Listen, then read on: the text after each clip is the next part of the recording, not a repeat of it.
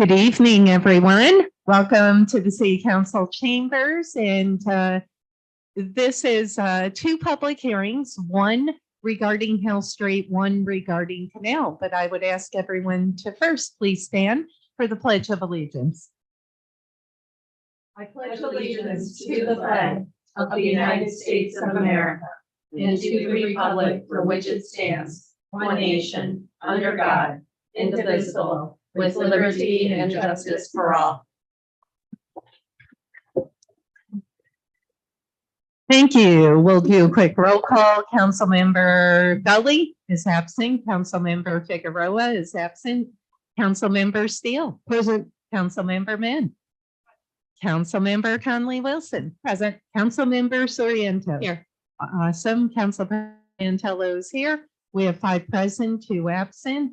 Maria, you will have to do both for each, because I have to close this public hearing, open the next. So if you could read the publication. Thank you. Council President, Yes, Councilmember Steele. I move that the council resolve itself into a committee of the whole for the purpose of conducting a public hearing. Thank you, Councilmember Steele. Appreciate it. And now, Maria, please read the publication. Thank you. The City Council of the City of Troy will hold a public hearing on February 16th, 2023 at 5:15 PM and 5:20 PM in the City Council Legislative Chamber, Troy City Hall, 433 River Street, 5th floor, Troy, New York. In connection with the following matters, the purpose of the public hearing is to consider a proposal to permanently discontinue the Hill Street right-of-way north of Liberty Street to the intersection of Hill Street with 4th Street. In connection with this proposed discontinuance, the city also proposes to change the vehicle travel direction on Liberty Street between 4th Street and 5th Avenue from 2-way westbound and eastbound to 1-way eastbound, and to change the vehicle travel direction on Hill Street between Liberty Street and Washington Street from 2-way northbound and southbound to 1-way southbound. All persons interested in the foregoing matters may be heard and referenced thereto at the public hearing. For information, please contact Steve Strikeman at steven.strikeman@tryny.gov or his phone number. Awesome. Thank you, Maria.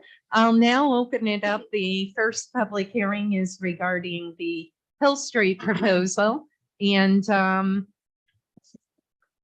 okay, I'll open it up. Would anyone like to speak regarding the Hill Street proposal? Yes, hi.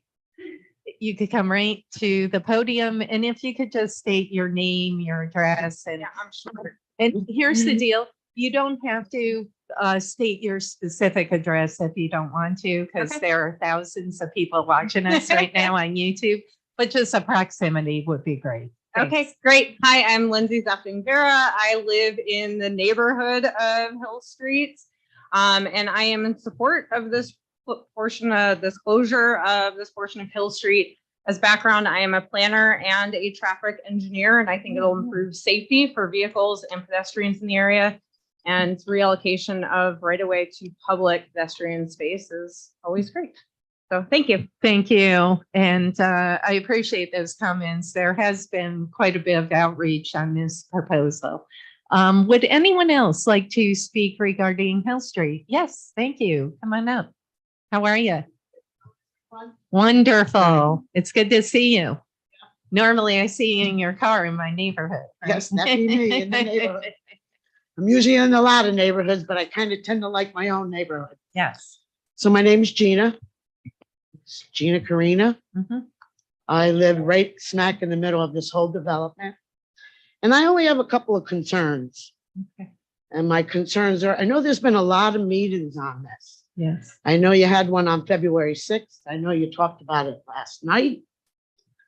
I do know, didn't you have something going with the, maybe whether the fire department could reach the homes if there was a fire?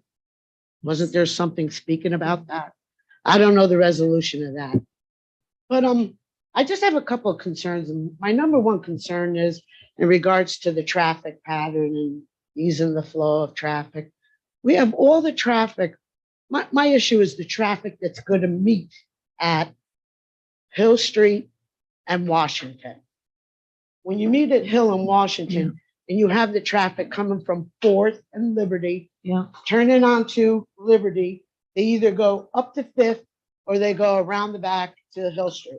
Okay. So when you get to Hill and Washington, you either go down Washington Right, or you go south to South Right. Drive. right. I guess my concerns are the traffic my number one concern is the traffic at Fourth and Washington. Okay. I know that there's a stop sign there. I know you've changed the direction to a one-way going towards the river. But I think you have a lot of traffic now that will come into that intersection, Right. which will either lead them south or to Fourth and Washington. Mhm. I like to see what can be done or what is being done in regards to Fourth and Washington, Interesting. especially with the traffic coming down Fourth Street. Right. From what I understand and what I've heard, you've done traffic analyzing. The administration And has, everything. yeah. Checked out traffic. I'm not sure when that took place, Mm, but there's a lot of traffic on Fourth Street. right. And, you know, we're not going to talk about the speed of the traffic. We're just going to talk about the traffic. There is a lot.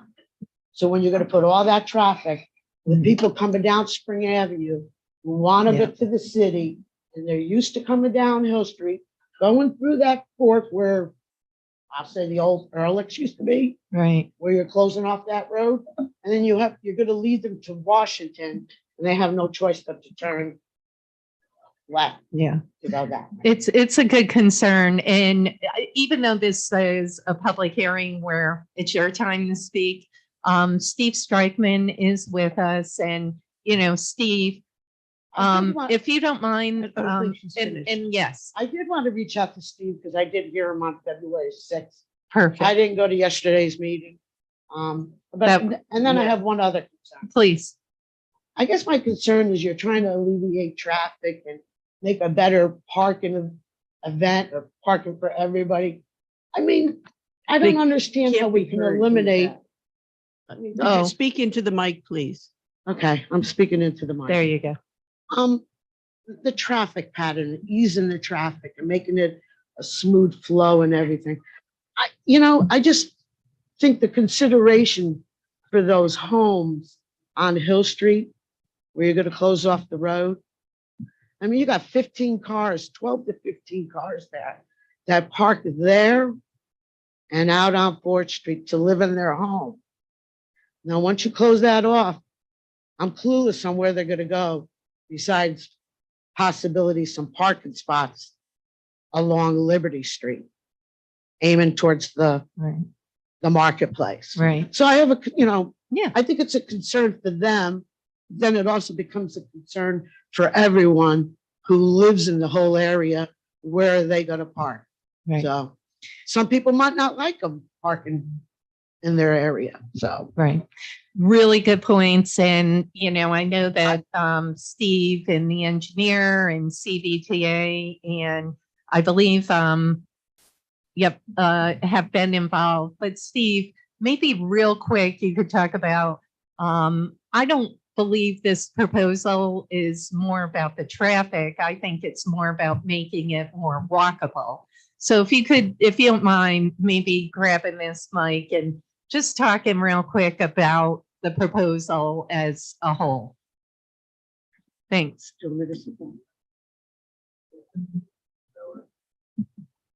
You could stay there, Gene. Okay. You got me now? Yeah. Okay. So So the Steve, pro- yeah, So, and I don't have a diagram unfortunately, but the proposal, first off, it removes an unsafe condition where where Hill Street merges onto Fourth, which is a sharp hairpin angle, hard to look back over. So it removes that issue. It does basically improve the walkability in the area. We do have a loading zone that we retain in front of the bus stop on Fourth Street so that people will be able to bring stuff in and out of their houses there as they need. What else do you need to know about this? But Excuse me, Steve? Yep. If you're trying to ease the flow of the walk-in pattern, I can see you doing that back there, but I guess I'm concerned mostly about the people walking on Fourth Street and crossing Fourth Street.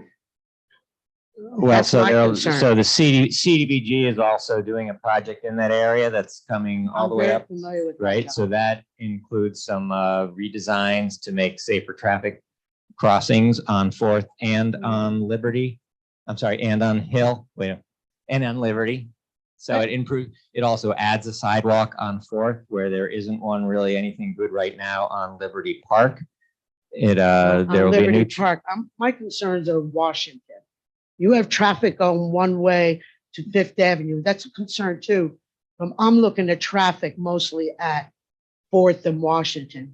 When you have three patterns of traffic merging onto Washington and Fourth, coming down from Spring, coming behind the marketplace and Mhm. coming down off of Fifth Avenue. They're all gonna merge.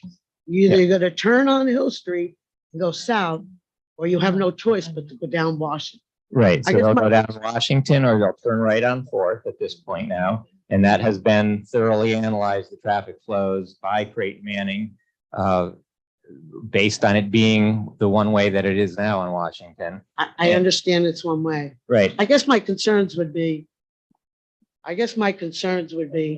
why not have a stop sign or a traffic light there? If you can have Yeah. a traffic light at Liberty for Fourth, I guess my concerns are the traffic for Washington and Fourth. and it was analyzed that the increase in flow would not justify a traffic light at that intersection. I mean, that's part of, it's part of the analysis by Creighton Manning. Well, I guess I would have loved to have been on that analyst.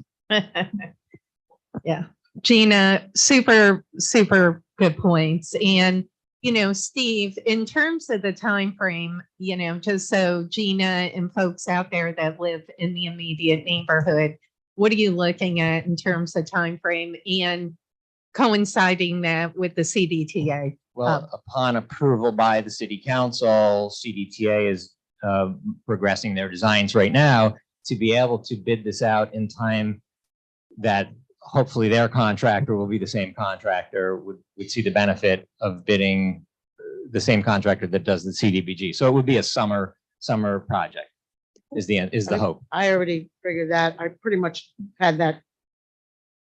You know, I kind of thought that's when it would happen, but I still have concerns with the Yeah. traffic at Washington and Fourth. There's a lot of traffic there. And a lot. Gina, that has to be monitored. Gina brings up really I good mean, points if you about that. looked at the traffic pattern, Yeah. you might want to check with the Troy Police Department in the amount of accidents that have been at that intersection. Well, what we could do is put up a temporary barricade on that and analyze it prior to. Feel free to also Yeah. check with the police department. Cool. They've Thank come you. to many accidents. Thank you. Gina, thank you. Thank you. Very good points. Thank you, Gina. Would anyone else like to speak regarding the Hill Street proposal? Thank you. Hi, how are you? Good. This is Jane Krieger speaking. I live at 186 Third Street. And I have a quick comment. If you can envision Fifth Ave as you go up it from Liberty and you're by Lusco there, Yep. that intersection there, Yep. deadly. There's a blind spot Oh, yeah. coming down there. I would like to, and then when you go, also a block down on Washington, when you go down to Fourth, Mhm. there's so many cars there, you have to get Way way out out. in traffic. Mhm. I think that attention should be paid to that, Okay. in the process of doing all this. I'm not gonna propose the solution, but I'm telling you, it's Yep. deadly. Up on top of that hill, especially on, Liberty, trying to make a left onto there. I'm totally with you. Okay, I that's all. have Thank you. almost been clipped a few times. Yeah, it's Thanks for your time. deadly. Thank you. And Jean, I do know that is part of the whole plan to look at that particular intersection and ease the congestion there they have talked about. Just another thing, I mean, Sure. having been a person that's picked up trash in Liberty Park, not recently, but I made patrols there. It gets a lot of trash. I would suggest not landscaping. Mhm. If you can, leave it flat. Mm. I would also suggest not installing benches except in the shelter. Um, we have a lot of foot traffic through there already, Mhm. and I better shut up. No, no, really good ideas. Never, please. I- That's what we're here for. Don't rush it through. Yep. To meet a contract. Yep. It's gonna change forever, Yeah, and please study it thoroughly if you can. perfect. Yeah. No, you're right. Thank you, Jean. Thank you. All right. Would anyone else like to speak regarding the Hill Street proposal? Seamus? Seamus is now taking his legislative assistant hat off and a resident. So Seamus Donnelly, I'm a resident on Third Street in Troy. I also happen to be on the Little Italy Quality of Life committee that's, focused a lot on everything going there. With the marketplace, changing the traffic pattern, the mobility hub and all of it. I can't speak for them, although I know they all support this, but I'm here to speak about it because it really is great, and it's been great to see it move along through the process. So I do think a couple people need to realize that this is not an idea that did just come out of thin air recently. It's been pretty thoroughly studied, just kind of like Steve noted. Traffic studies have been done, a lot of different things. As someone that lives a block from there, that, we don't have a lot of green space there. So I bring my little dog, and, that's why I advocate for the dog park there so much. And he just runs circles in the parking lot. So I'm very familiar with kind of crossing over 4th Street and Hill Street. And, one of the huge benefits, I think, of turning the traffic pattern around, especially on that little chunk of Hill Street, is that everybody comes from Spring like there's a fire and they want to get to downtown quick. So as soon as you turn that around, it just eliminates that right away. And now that they have to take the left to go on to Liberty Street, it immediately slows it down. It's known as a way that you can kind of cut through 4th and get quick. As soon as people that routinely travel and speed through there realize that that's not really an avenue to take anymore, they will start just coming down the main thoroughfare of 4th Street, I believe. I'm sure there might be, could there be, just like any of those intersections. I'm sure there's accidents and stuff, but again, the whole focus and the almost $1 million, hopefully more, that ends up going into the marketplace is that to bring it back to a public gathering space, a pedestrian friendly space. So I really think that this would fulfill that. It also complements the other projects going on there. I also think the mobility hub itself, outside of what it does for traffic, is a really great project and kind of, the future of probably what you'll see hopefully around Troy and the region. It could be a nice model because, this really lifts up the folks in that neighborhood that maybe don't have a car. Now they can get a car. Maybe they want to hop on a bike and use the bike trails. Maybe they just want to wait for the bus. It kind of opens that up. I think it really complements everything going on there. I think it will lift up the neighborhood. I think it will make it more pedestrian friendly. So that's why I did want to get up from my little spot here, speak in favor of ordinance 13. And, just while I'm up here, ordinance 12, the Canal Park idea really sounds phenomenal too. I mean, that's a beautiful, beautiful area right over there. So thank Perfect. you. Thank you, Seamus. Thank you. Would anyone else like to speak regarding the Hill Street proposal? Okay, I will take a motion to adjourn. Motion, Councilmember Steele. Is there a second? Second, Councilmember Soriento. All in favor? Aye. Opposed? All right, we will now go into the next public hearing, which is regarding Canal Street. I'll ask everyone once again to please stand for the Pledge of Allegiance. I pledge allegiance to the flag of the United States of America and to the republic for which it stands, one nation, under God, indivisible, with liberty and justice for all.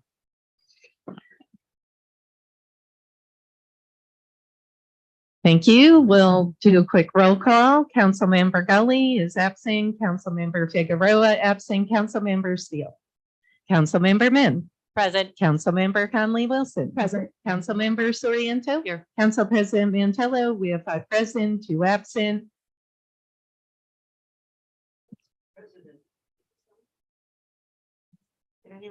Here, try. Do you want to switch? Ah. Ah. Council President? Okay, I move that the council resolve itself into a committee of the whole for the purpose of conducting a public hearing. Thank you, Councilmember Steele. Maria? City Council of the City of Troy will hold a public hearing on February 16, 2023 at 5:15 and 5:20 PM in the City Council Legislative Chamber, Troy City Hall, 433 River Street, 5th floor, Troy, New York. In connection with the following matters, the purpose of the public hearing is to consider a proposal to permanently discontinue the Hill Street right-of-way north of Liberty Street to the intersection of Hill Street with 4th Street. In connection with this proposed discontinuance, the city also proposes to change the vehicle travel direction on Liberty Street between 4th Street and 5th Avenue from two-way westbound and eastbound to one-way eastbound, and to change the vehicle direction of the Hill Street between Liberty Street and Washington Street from two-way northbound and southbound to one-way southbound. All persons interested in the foregoing matters may be heard in reference there to public hearing. Oh, no, she combined them. So it's, yeah, it's all good. Very good. You're done. All right, we'll now open up for the Canal Avenue abandonment. And would anyone that like to speak? Podium's there, and please state your name, your address. And like I said, if you don't feel comfortable giving your address number, a proximity would be nice. Hi, my name is Jeff Kelly. I live at 302 Second Street. I've lived there since 1994. And first of all, I'd like to thank all the members here for their service to the city of Troy, making it a better place, because I also love Troy. I'm against this Canal Ave discontinuance. I have safety concerns. Redirecting traffic off of Canal onto the more populated, congested side streets, Madison to the south, going north, Ida's a one-way west. So we were talking Jefferson, another very congested road. I feel that this is dangerous, more dangerous than using Canal. Again, these streets are very congested, cars parked usually on both sides of the street, residents on both sides of the street with children that do run between cars or ride bikes. And Canal Ave, if you're going, it's the safest means of conveyance traveling west to east in South Troy. You know, you have a straight shot. You have very few residents on Canal. Less residents mean less pedestrians, less children in the street, fewer parked cars, less obstructions for driving on this road, better view for drivers, which would inevitably prevent accidents or lessen the chance for them. The plan that's being proposed would eliminate what little parking there is at the Canal Street Park now.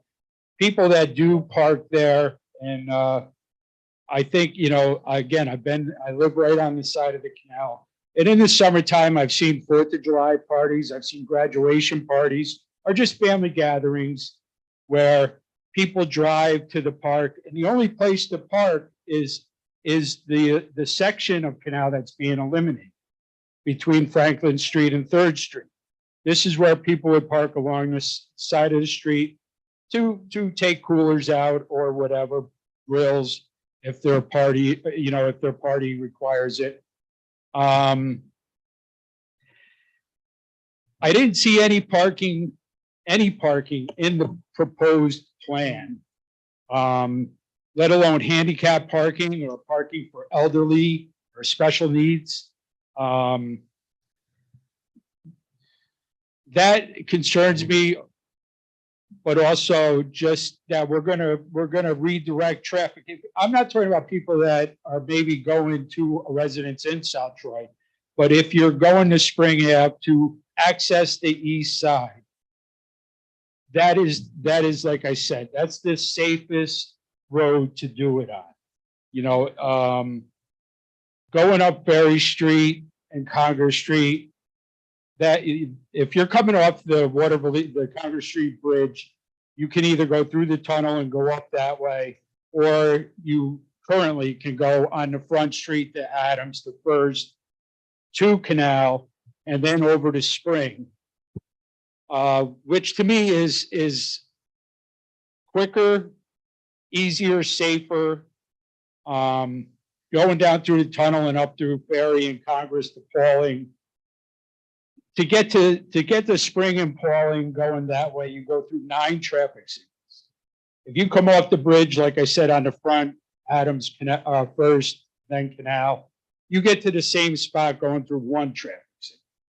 So I think that, you know, it makes it an easier route. Also, I have concerns about this being the first phase of a plan to connect the Poston Kill Gorge with the Hudson River. I don't see how this would ever be feasible. Especially from the first section, if this is the first section of that plan, going east or west is a dead issue. It's not possible. The firehouse with the canal, with Canal Ave, and then the canal leaves no room for any type of trail or whatever the thought process is for that project. And same going west from the Franklin Street alley to Second Street and then down to First Street. The canal is so narrow there. There's parts of it that you can't even park a car on there. And I don't think that would be feasible either for trying to connect the gorge or trying to make any type of trail there possible.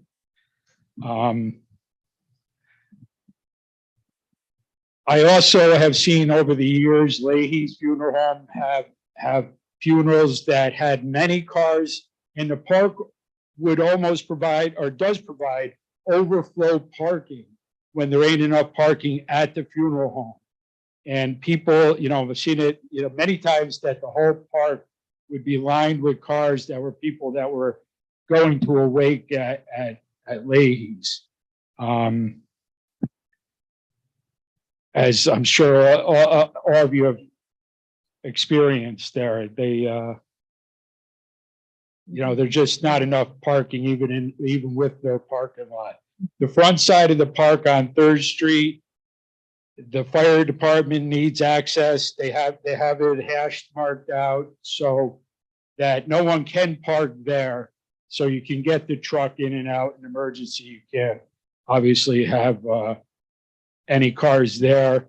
So the parking is an issue with the proposed plan. I don't see any parking. I'm not sure if there's going to be some added to it.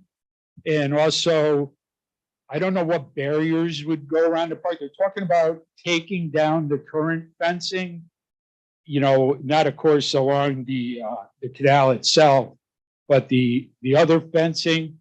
And I'm concerned about what barriers would prevent people from, you know, driving either, you know, mistakenly, you know, or, you know, driving onto the park grounds. So with these concerns, I just would like to see a better, you know, a better layout of what kind of barriers, along with, you know, if there's going to be fencing and if there's going to be parking areas, because like I said, eliminating that section of canal eliminates the only parking that's there now. So then what are people going to do? Are they going to park along the alley? You know, 3rd Street not being an option. I guess you could park on the bridge on 3rd Street there. You know, that's just a short walk, but I'm just against this plan as it is now. And in conclusion, I just want to keep our kids safe and to utilize and not restrict the safest, quickest route to travel through our already congested streets of South Troy. Thank you very much. Thank you, Jeff. Really good points. And I did talk to Steve. You and I had spoken before this evening's meeting. So I did speak to Steve, and hopefully we'll get some recommendations, alternatives regarding the fencing and some other issues that you raised from the Planning Commission, but also his office. So Okay. thank you. Thank Thank you, Jeff. Good to see you. Take care. Yep. Would anyone else like to speak on the Canal Street abandonment? Okay, we'll close the public. Oh, hi. I think I know your name. No, I'm kidding. I'll say it again just for the record. Hi, everyone. I am Lindsay Zefting Vera, a resident of Troy in the Hill Street area. And I am a planner and a transportation engineer.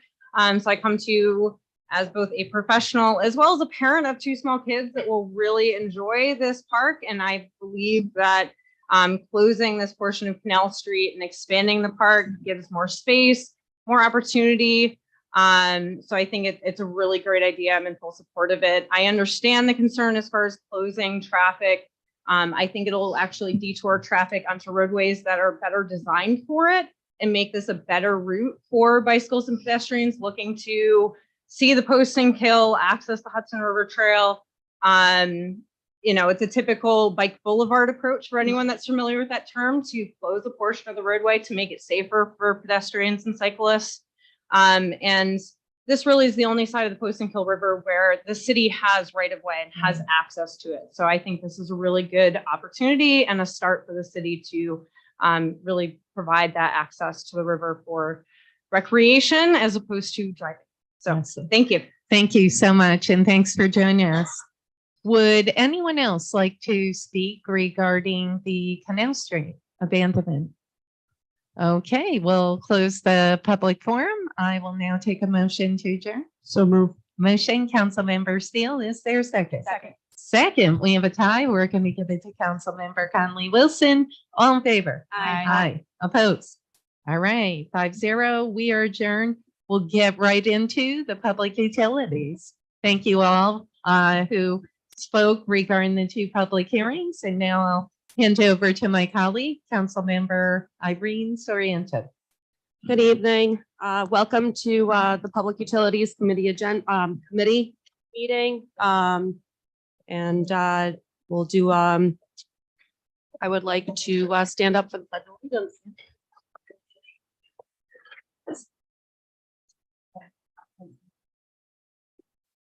Pledge allegiance to the flag of the United States of America and to the republic for which it stands, one nation, under God, indivisible, with liberty and justice for all.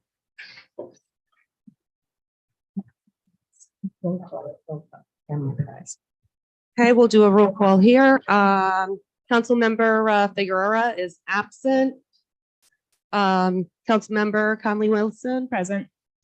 Okay, and Council President ex officio Here. is here, and I am here, Irene Sorrento.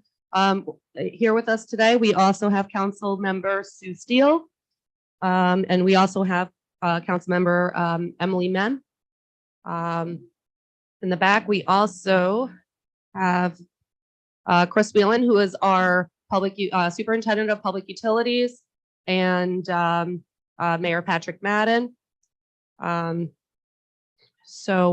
before we get started, I would like to take a moment of silence for the victims from the Michigan State University. There was a shooting that happened over the weekend, so I'd like to take a moment of silence. All right.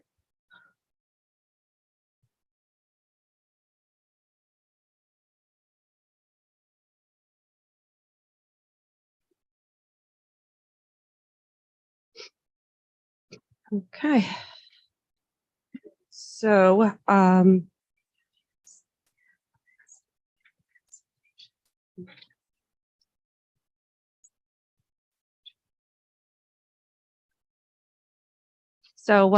this evening,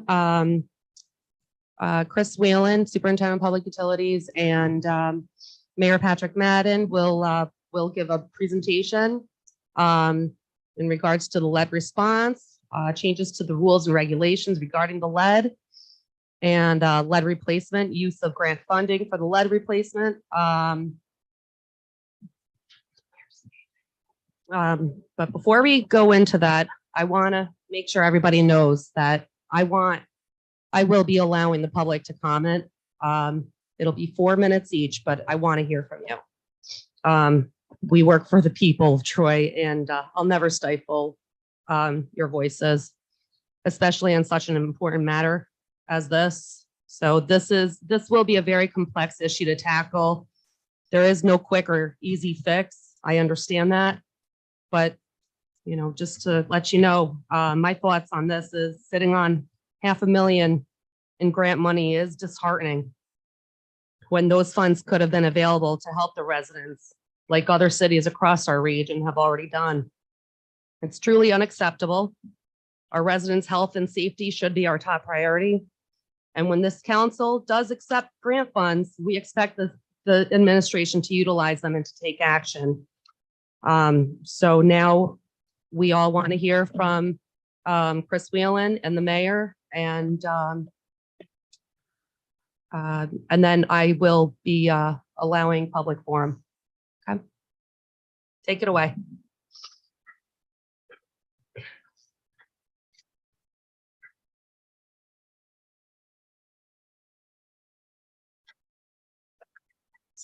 Right, good evening, everyone. Two comments to begin with. I have this laid out in a way that I can pose and will answer your questions. Oh, it died again. Shame. Batteries. Okay. Before we get started, 2 points. I have this laid out in a way that I think flows. I think it'll answer a number of your questions. So if I could do the presentation before the questions, that'd be great. Secondly, I just want to caution everybody.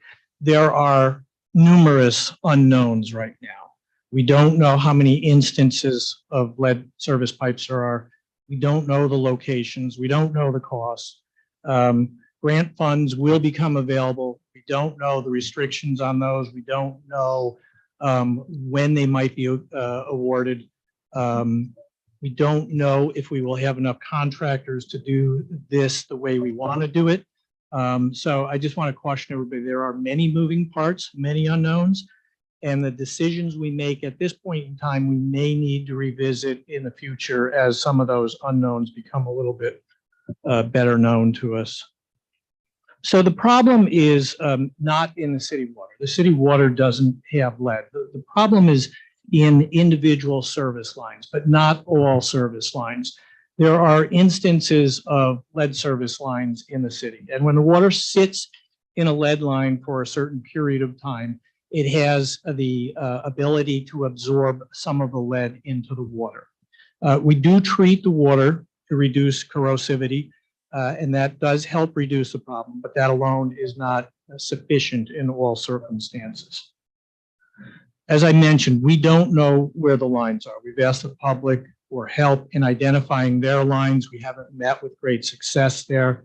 Building an inventory is a crucial step, and we need the public's help to do that. We need everybody to complete the inventory, and we need it completed even if you don't have a lead line. Even if you have a copper or a galvanized line, we need to know that because the EPA is expecting that we'll have a complete inventory. And until we know it's not lead, we do have to assume that it is lead. We do believe that the problem lies predominantly in 1 to 4 unit buildings. And the reason we believe that, and it needs to be confirmed, is that lead is generally not used in pipe diameters in excess of 1 inch. So larger buildings, multi-unit buildings, typically have a service line in excess of 1 inch. It's a good bet that that is not lead, but we still do need to confirm that. We need people to report that. So we are initially looking predominantly at 1 to 4, and that factors into the estimates that I'll talk about in a minute. Our best estimation, and this is based on limited data, is that there are 4,500 lead service lines in the city. And as we get more responses to the survey, we can refine that number, but that's probably a good educated guess at this point in time. Our working estimate at this time is that the average cost of replacement will be about $5,000 per building. That's an average. There are individual factors like length of run, whether we need to cut the sidewalk, the street, whether we can pull the line through. Those will impact individual costs, but we think the average should come in around $5,000 per unit. That also could be impacted by market conditions. If everybody in the capital region is doing this, plumbers are going to get a premium for it. We do know what's happened to the cost of copper over the past year and a half. Should that get worse, that could drive up the cost as well. So again, it's an estimation. It gives us the ability to talk about a program at this point in time. We have looked at a variety of approaches. We've looked at a fixed contribution that some communities are doing $2,000 or $3,000 toward the replacement of your line. We've looked at an income-based grant, but none of the programs that we've come across offer an assurance of 100% replacement at the best possible cost. We do understand that the EPA wants all of these lines replaced. We do understand that many residents can't afford the replacement. And we do understand that tenants, which make up the bulk of our residents in the city, are at the mercy of their landlords.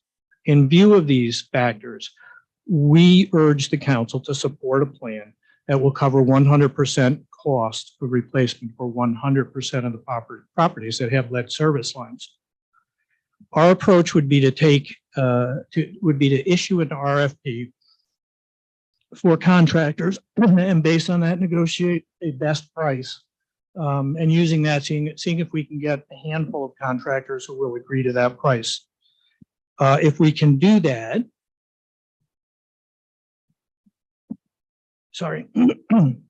if we can do that, we put one or more contractors in coordination with our sidewalk and street replacement program so that we're not cutting into sidewalks and streets twice.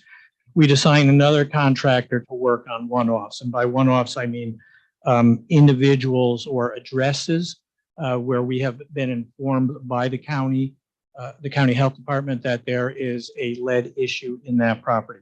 It's not terribly efficient to do one-offs, but it is compassionate to do one-offs. And then assuming we have enough availability of funds and contractors, we would consider focusing contractors in clustered areas. So where our data shows us we have several properties in close proximity, we would focus a contractor on that block and do all of them on that block. There's a great deal of efficiencies to be accomplished if we can bring a backhoe to one location and not have to move it around. We will, in addition to make this happen a little bit better for us, we're going to bring to the city council some code changes. For example, condition a CO on proof that there is no lead line service, provide the city greater leverage to compel more reporting. We're looking at a couple of options there, but we need to deal with those instances where we're not getting cooperation from the property owner.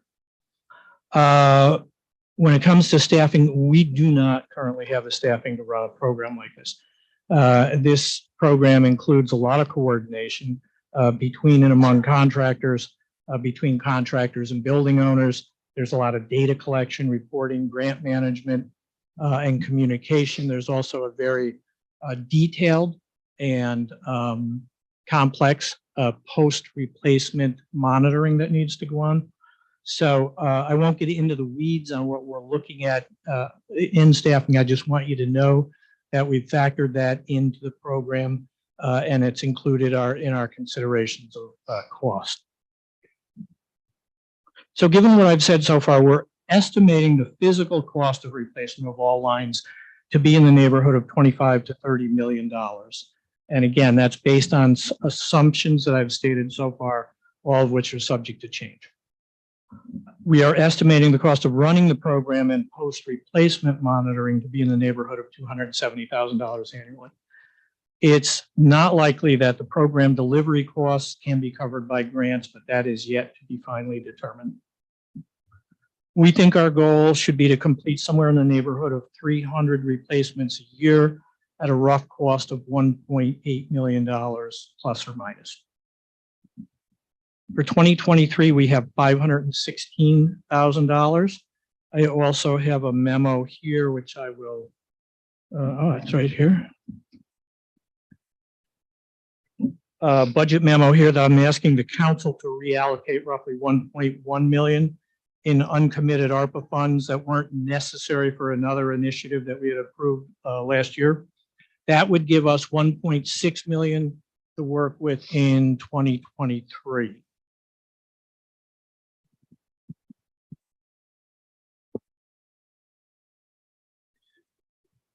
So that's part one.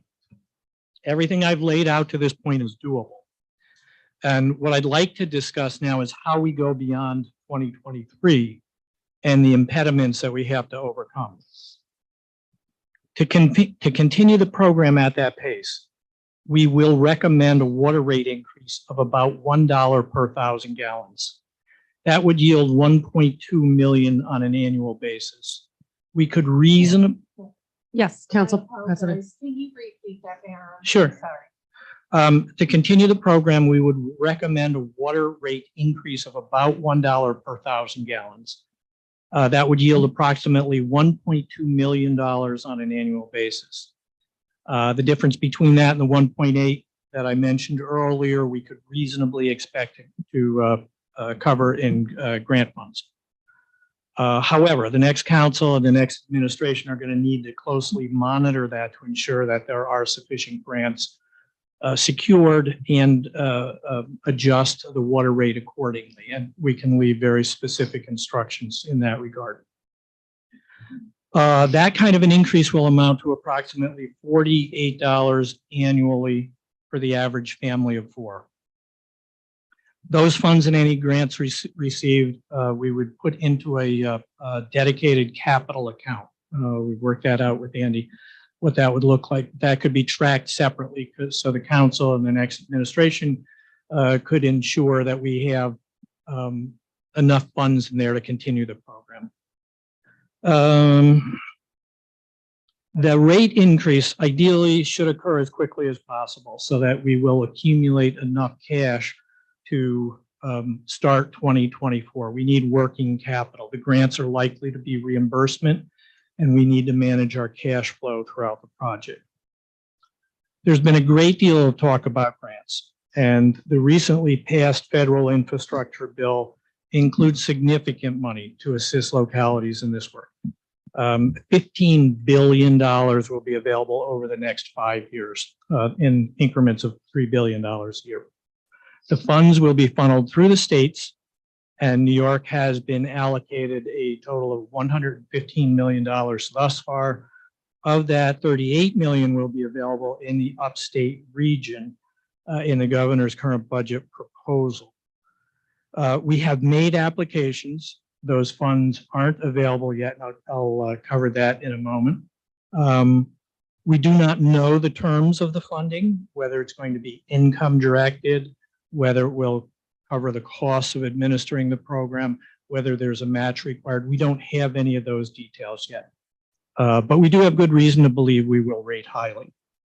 So I would just, I'll note that $15 billion is a lot of money, and we're very grateful to the administration for getting that over the finish line.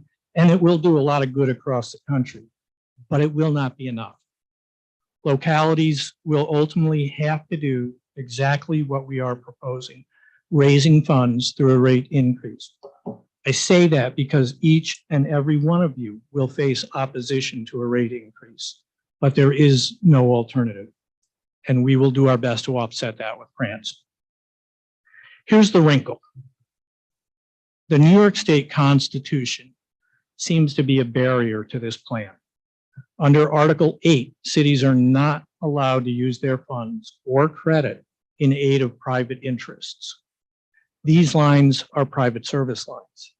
If this provision admits of no exceptions, it presents a serious barrier to our efforts.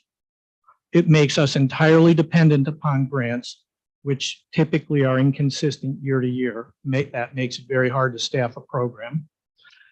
Everyone has acknowledged that the federal funds are not sufficient to complete the job. So when they run out, what then? And the federal funds do run out in 5 years. And that may happen sooner depending upon how Congress acts with respect to the debt ceiling. So what do we do at that point? This concern is not unique to us. All cities in the state are running up against this, or they should be running up against this. We're in discussion with our corporation council, our bond council, NICOM, other mayors, and Assemblymember McDonald looking for a solution. We are looking for a more expansive court interpretation of Article 8 that might appear in case law and support the decision we want to go in. Because this is a constitutional issue, it cannot be served with statute. So we need a workaround. That's the bad news. The good news is we have enough funding available to cover 23, and that gives us a year to work with the state and the other parties to find a workaround. I would normally say advocate with your state representatives, but in this case, I can say he's already fully aware of it and is deeply engaged in discussions looking at potential solutions. So assuming this committee is disposed to referring this positively to the full council, we will begin preparing statutory changes with respect to the budget request I put before you, the city code, and our water rule changes. In the meantime, we need people to share information about how to avoid potential lead poisoning. I have that on information sheets in the back. Of all of the environmental threats that we confront on a daily basis, this one is very avoidable just by running your water, not using your hot water for formula or to make food. Run your water. I know it's not a permanent solution, but it's a stopgap. And even if we get through this constitutional hurdle, we'll need to continue doing that because we can't replace 4,500 in 1 year. And frankly, even once we've replaced them, people still have solder joints in their house. They still have old brass fixtures that include a percentage of lead in them. So regardless of whether you have lead, galvanized, or copper, you should run your water. We also need people to participate in the inventory. I do believe that as funding becomes more competitive, those communities with a more complete inventory will do better in the grant process. So, and those last 2 points, I can't overstress those. Let's advise people, let's educate them on how to avoid lead poisoning in their water and how to get their properties registered. So with that, I'm open to your questions.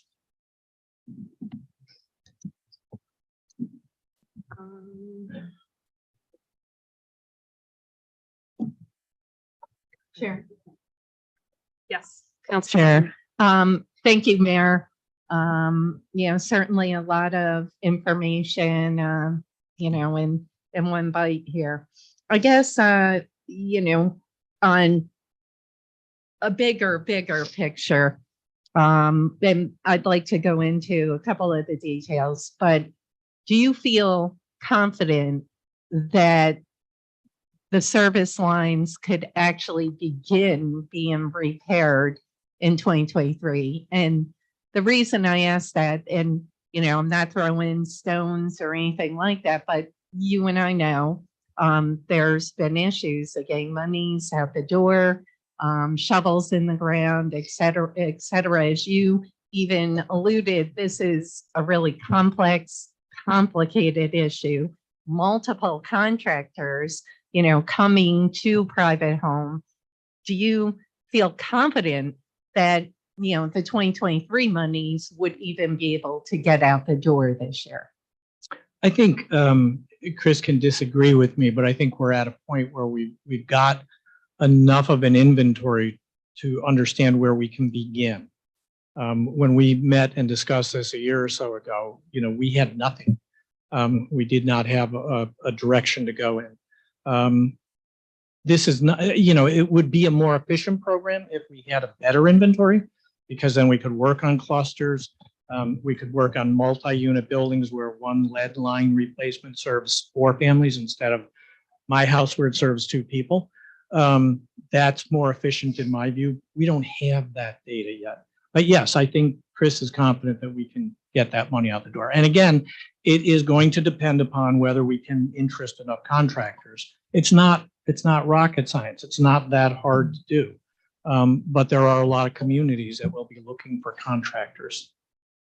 Yeah, obviously suspect to that because, I do know getting the monies out the door has been difficult, for this administration. But, stating that, Mayor, I do appreciate you bringing us an overall plan. How many years do you see it phased out? And the ARPA monies, you mentioned 1.1 that hasn't been used. And I believe we have about 4 mil left. So what's the 1.1 mil that has not been used? Is that part of the 4 mil? No, that's okay. that's an addition. And the 4 million is has been, you've been in the conversations, you've earmarked it for particular things. Well, there's 4 mil unencumbered and not appropriated. Remember? It's not appropriated, yes. But Correct. we've had discussions about how we would like to apply that. We just haven't brought that home yet.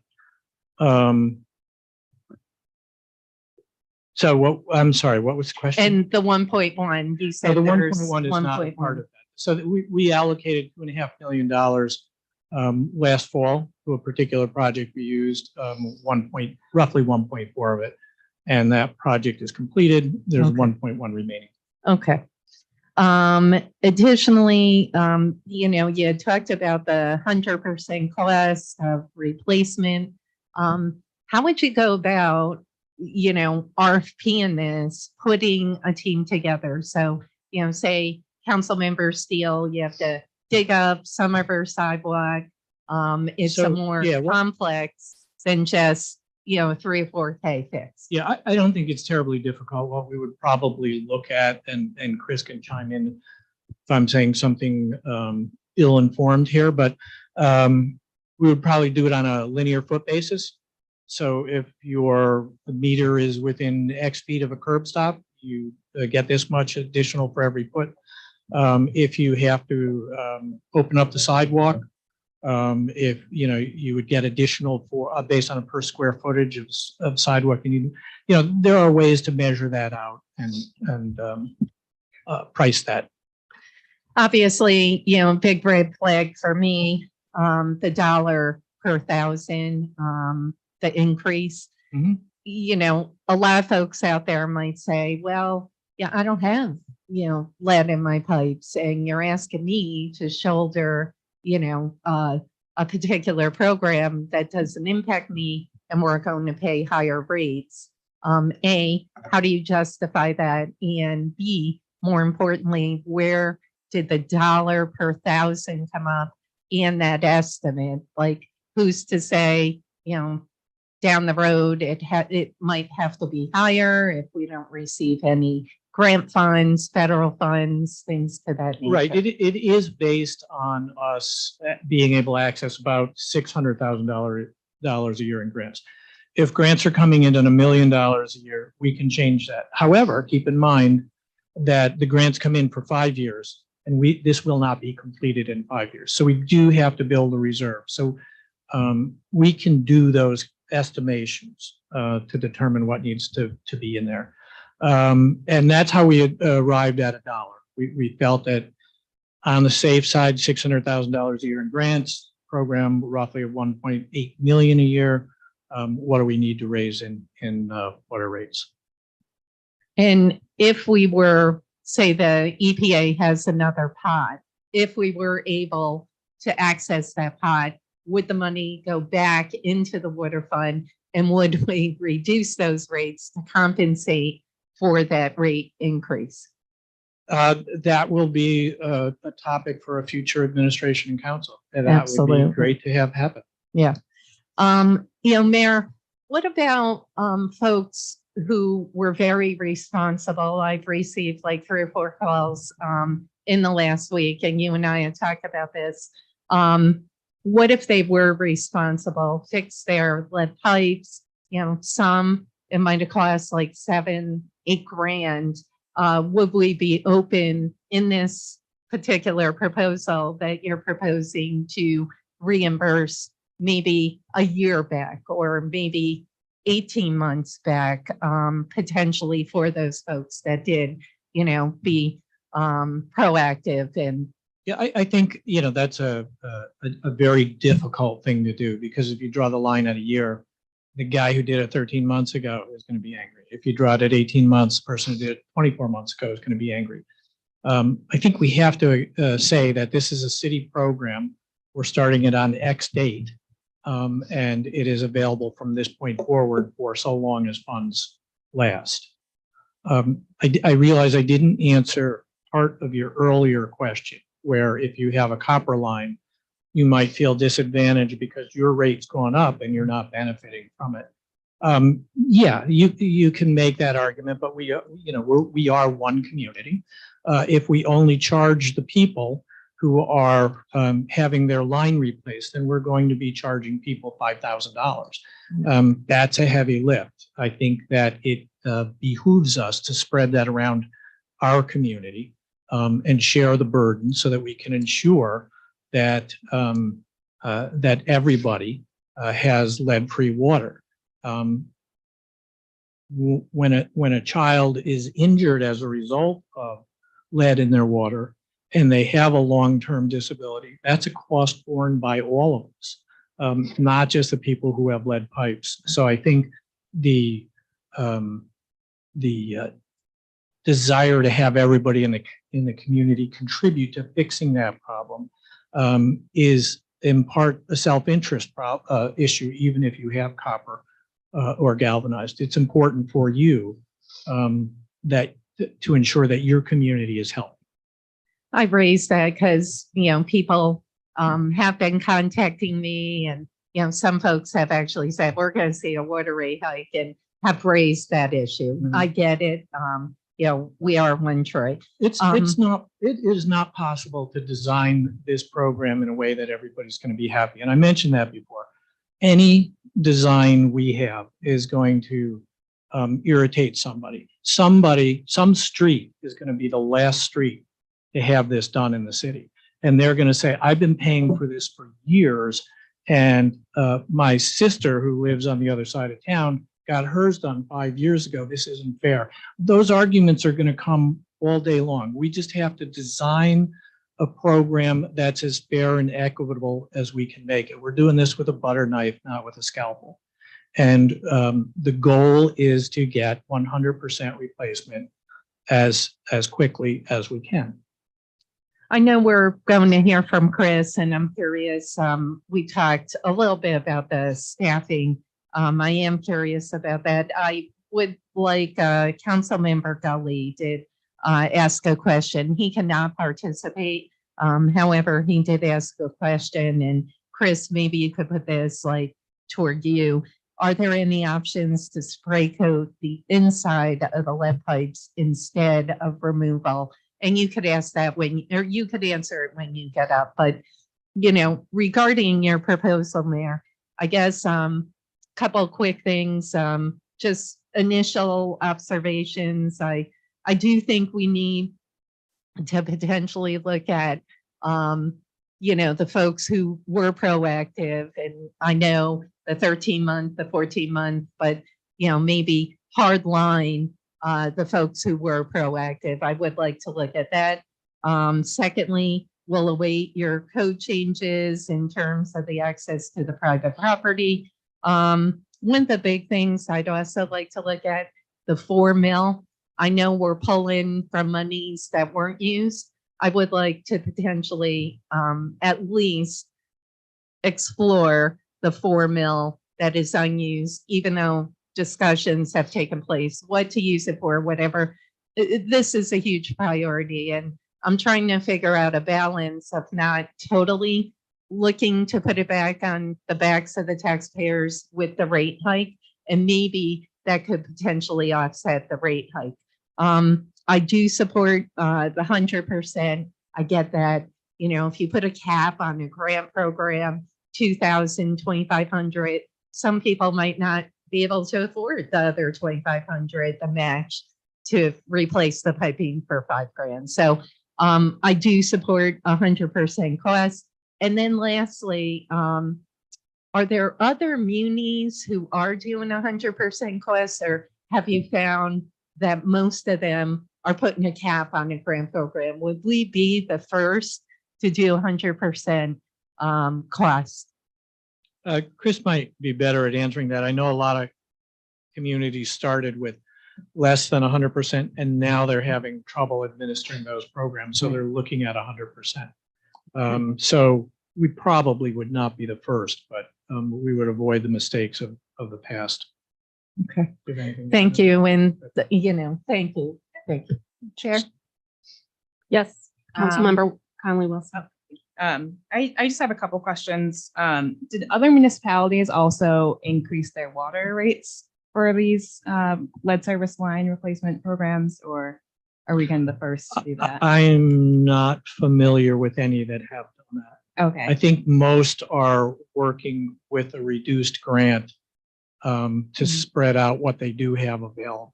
I think those that are starting to look in this direction are running into the same problem that we have with the New York State Constitution.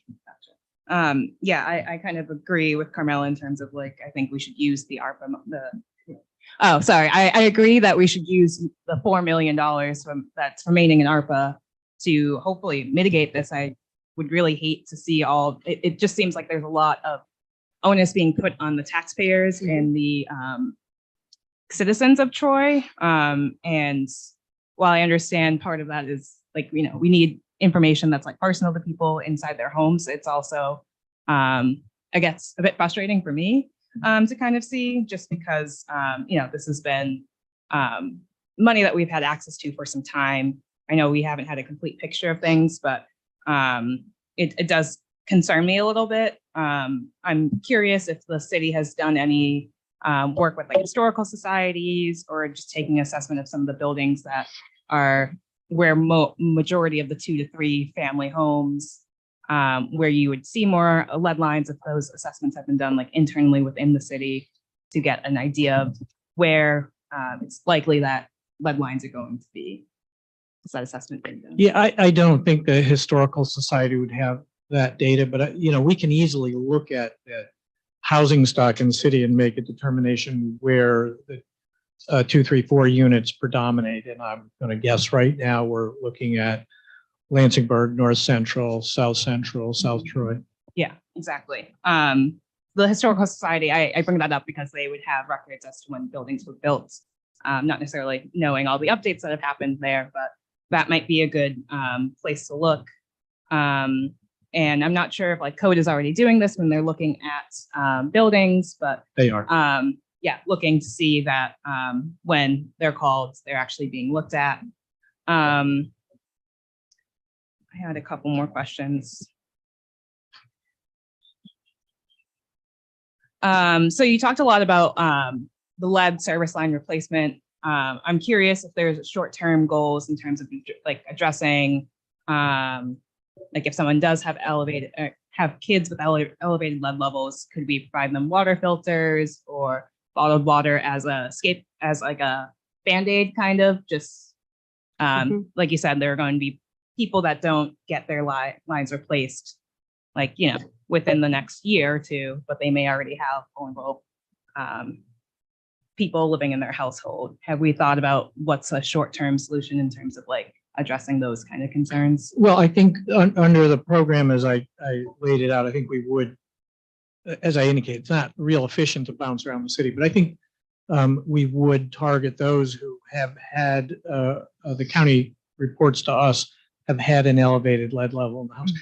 No names or anything like that. They can't violate HIPAA, but if we just got an address, we could do that building. Once the lead service line is replaced, there is a post replacement requirement And we do need to provide them a filter. And we do need to do periodic testing throughout the next 12 months. So they would be provided not with an inline filter, but with, a Brita type water pitcher. And would we be responsible for giving them like new filters when those filters are expired or have? Yeah, I think that for the post replacement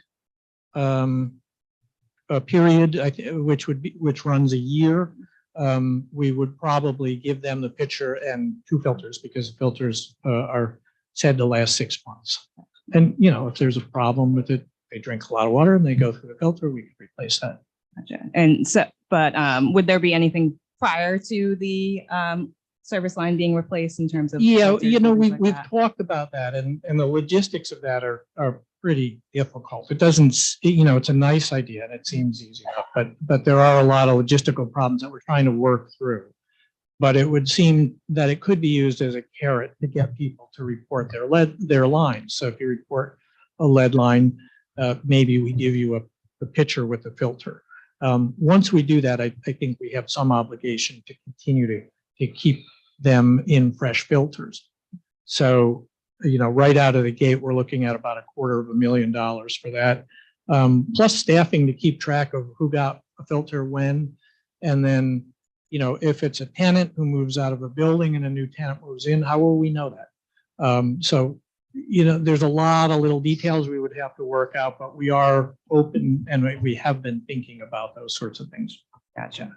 Yeah, and I'm not sure if there's any nonprofits that do that kind of work, but that might lessen the load on the city so we could focus on replacing the lines. I'm sure they'd want to be compensated. Yes, of course, but maybe they have a better access to some programs.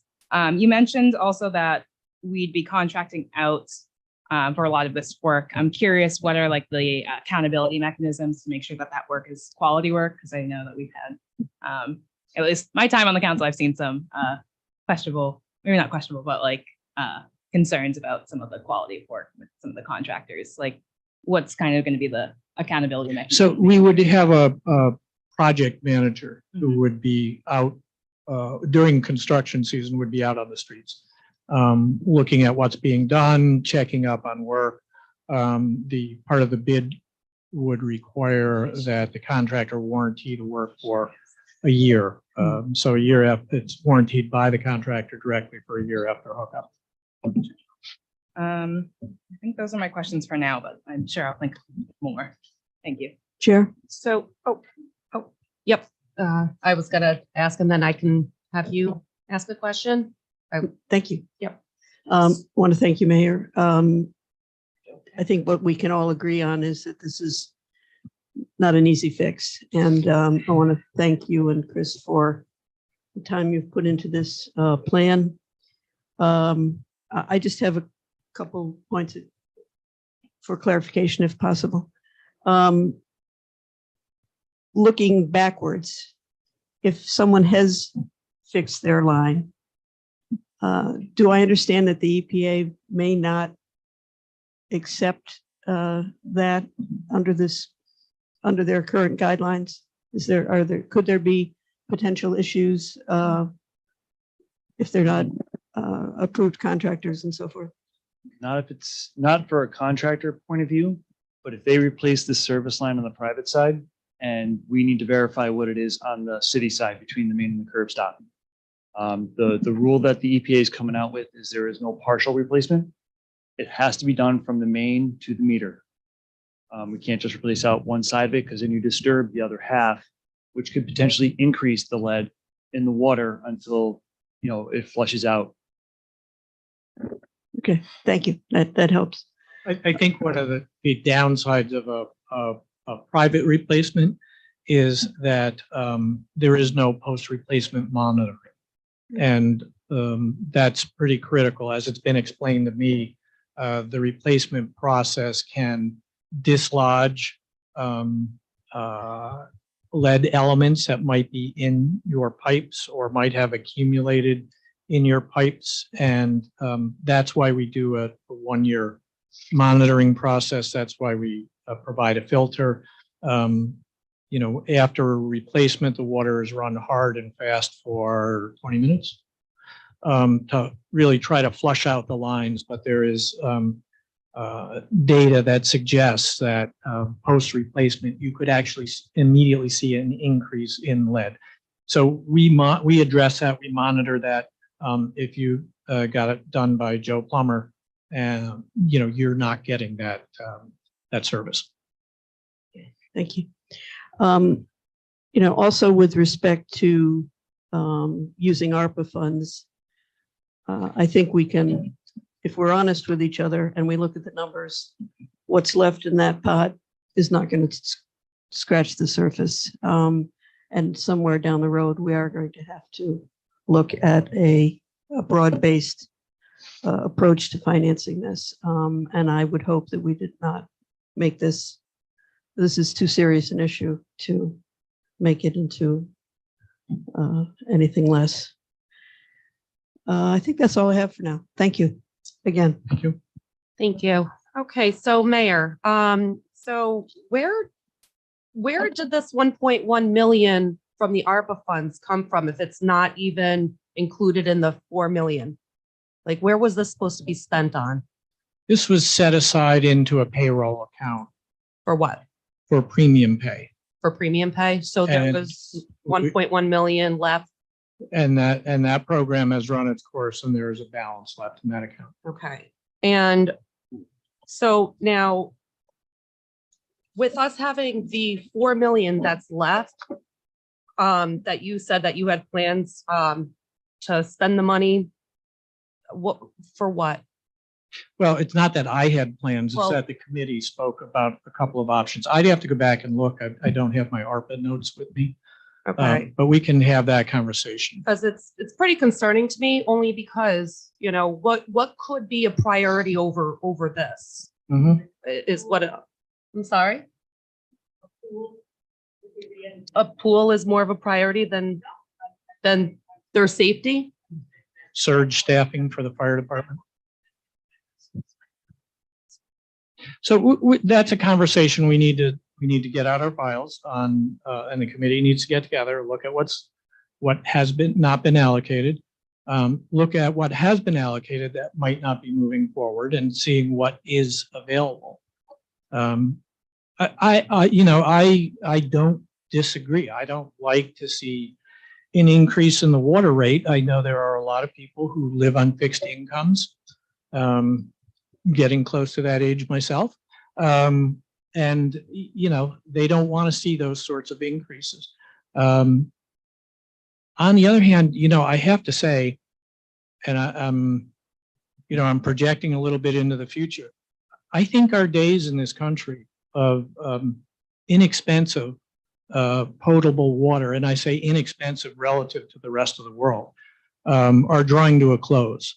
We have ever increasing technological abilities to detect chemicals in our water, things that 10 years ago we couldn't have seen, that we're now seeing, that there is a hue and cry to get out of the water. And I don't mean a hue and cry in a negative sort of way, but it raises people's awareness. PFOAs, nobody knew what that was 8 years ago. Now we're finding it everywhere. And they're not illegal, so they're still being produced. They're still getting in water systems. And we just have a cavalier attitude in this country about what we bury in the ground. And what we do eventually makes its way to water sources. And I think there will come a time, maybe not in my life, but in the life of a lot of people in this room, where every house has an inline water filter. And we design filtration to find the next thing to deal with the next thing we find in the water. It's coming. It's going to happen. We just have not been good. We've been lucky with the Tom Hannock. But you look at what other communities are going through, Hoosick Falls, Flint, Michigan, others, things that have not hit here that they're dealing with. It's coming. And, all the more reason maybe to hold down this rate increase as best we can. But these things are coming at us, and this is just the tip of the iceberg. So, okay, so you're saying, let's see here. We have 516,000 for 2023. No, we have 1.6 million. 1.6, okay. Yeah. So, and then you're proposing $1 increase in water per 1,000 gallons, but we have 4 million left in ARPA. I mean, so if we're spending 1.1 this year, I mean, next year, couldn't that be for 2024? Couldn't that be approximately about the same amount, you think? I'm sorry, couldn't. For what be? 2024, instead of raising the dollar per 1,000 gallons, where it's gonna fall on us piggy banks, basically. I mean, why can't we use the ARPA funds for that so it doesn't? Well, I think we just had a discussion about pulling the ARPA committee together again and looking at what is available, and then we can better calculate what's needed in the future. Okay. Chair. Yes, Councilmember Mann. I have several questions. I also, for members of the public, I brought examples of what a lead pipe actually looks like. So if you want to come and do the scratch test, stick a magnet to it so you can try it for yourself, know what you might find in your basement. I have copper, galvanized, brass, and black pipe. Hands-on learning. You mentioned the constitutional concern. Mhm. And I went back and I reviewed the budget hearing from October 20th, 2020, one concerns about getting sued for dispersing this $500,000 grant through the state was discussed. And I do recall that last year at our March 15th Public Utilities Committee meeting, when Mr. Whalen was outlining this project and launching the reporting website, that concerns about being sued. How have other cities been sued for spending the funds that the feds gave to New York State? Have any other municipalities in New York been sued, and by whom? I have no idea I don't follow their lawsuits. So, but you are a member of the New York State Council of Mayors. Mhm. I would assume that if people are given money to replace lead water lines, and there was a lawsuit, it would be brought to your attention or to our corporate counsel's attention. Is that a fair assumption? No. Why would that not be a fair assumption? Cities are sued all the time on a host of things. We are sued all the time on a host of things. I don't necessarily share that information with NICOM or other mayors. It's just not a topic of conversation. I don't recall what concern was raised about being sued. I think the challenges we're seeing right now are based in equity, that where communities have given the same amount to everybody, say $2,000 or $3,000 to replace their lines. I don't know if there are lawsuits yet, but there are rumblings of lawsuits about discrimination against communities that don't have the wherewithal to pay the other $3,000 to get their line replaced. So they're effectively barred from that public benefit. They can't make the numbers work. I don't know if any of those have advanced to a lawsuit. We're just hearing stories of those claims being made. Sure. So we've heard stories of potential maybe lawsuits for the last 5 years when we've sat on $500,000 gaining interest. And we've let kids who were infants, who are now 5, be poisoned for the last 5 years. Is that correct? No, we have not allowed kids to be poisoned. When You've when we had became, funds to remove I'm lead sorry. water lines. may I answer? When we became aware of the problem, we started alerting the public immediately. And we have sent out thousands of mailings and telling people how to avoid absorption of lead into their water. You sat on $500,000 for 5 years. We did not have an inventory. You sat We on still half a don't have million it. dollars for 5 years. And there are people who have had their children tested and had their lines find lead in their water and have contacted the city. And we sat on the money because of a concern about being potentially sued under Article 8 of the New York State Constitution. That will not change in the next year. We will still be under the threat of a lawsuit. And you said, maybe we can get more money and figure out how to disperse it if this legal question is resolved. There is no guarantee that that question will be resolved. Will we spend the money if that legal question is not resolved? I don't think we ever expressed a concern about being sued under Article 8 of the New York State Constitution. That has to do. Exactly. You said that there is a constitution. Oh, excuse me. Councilmember Steele, please Please. crosstalk. So if the question is, are we going to spend the money? The answer is yes. Additionally, regardless of whether or not we get sued, and frankly, I feel like it's a risk worth taking. You know, the whole point about getting a grant that can't fully fund something is that there are people you're going to leave not happy. But you know what? 100% of the people are going to be not happy if we spend zero of the money. So that is completely unacceptable.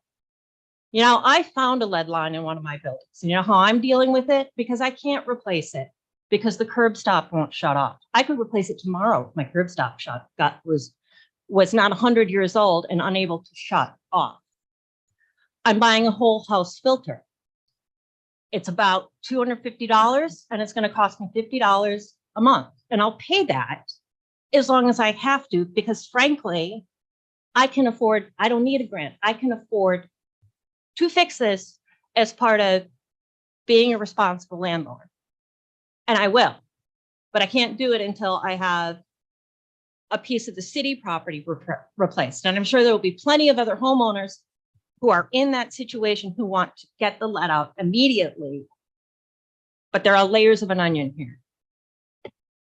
My second concern is the ARPA funds. And I've talked about this in many public meetings for almost a year. And it's the utter lack of transparency of the ARPA steering committee. You have not met in public. You have not published when you are meeting. You have not published agendas. And you have not published meeting minutes.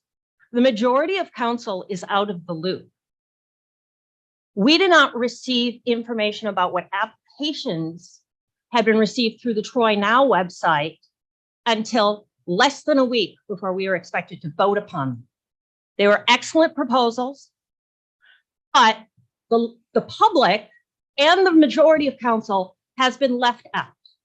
And I think it's time that ARPA committee comes to every finance meeting and presents which contracts have been signed, which money is unallocated, which money is sitting in a pot, and which organizations are being tapped to manage that money and what percentage they're going to take as administrative fees. Because it's been done behind closed doors in secret. And I don't like it at all. And I expect, and I hope, and I firmly encourage the rest of the public to hold our ARPA steering committee comprised of the mayor, the deputy mayor, Councilmember Steele, and Councilmember Montello accountable. Because that information will help all of us make better informed decisions.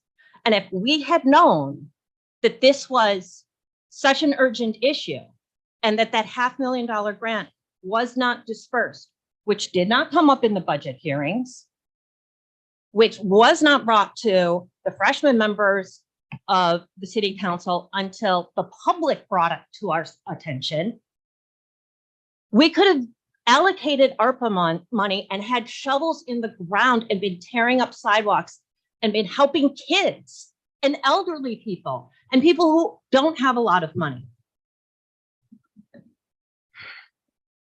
So what I want to see, if we're going to spend ARPA money, is one, transparency.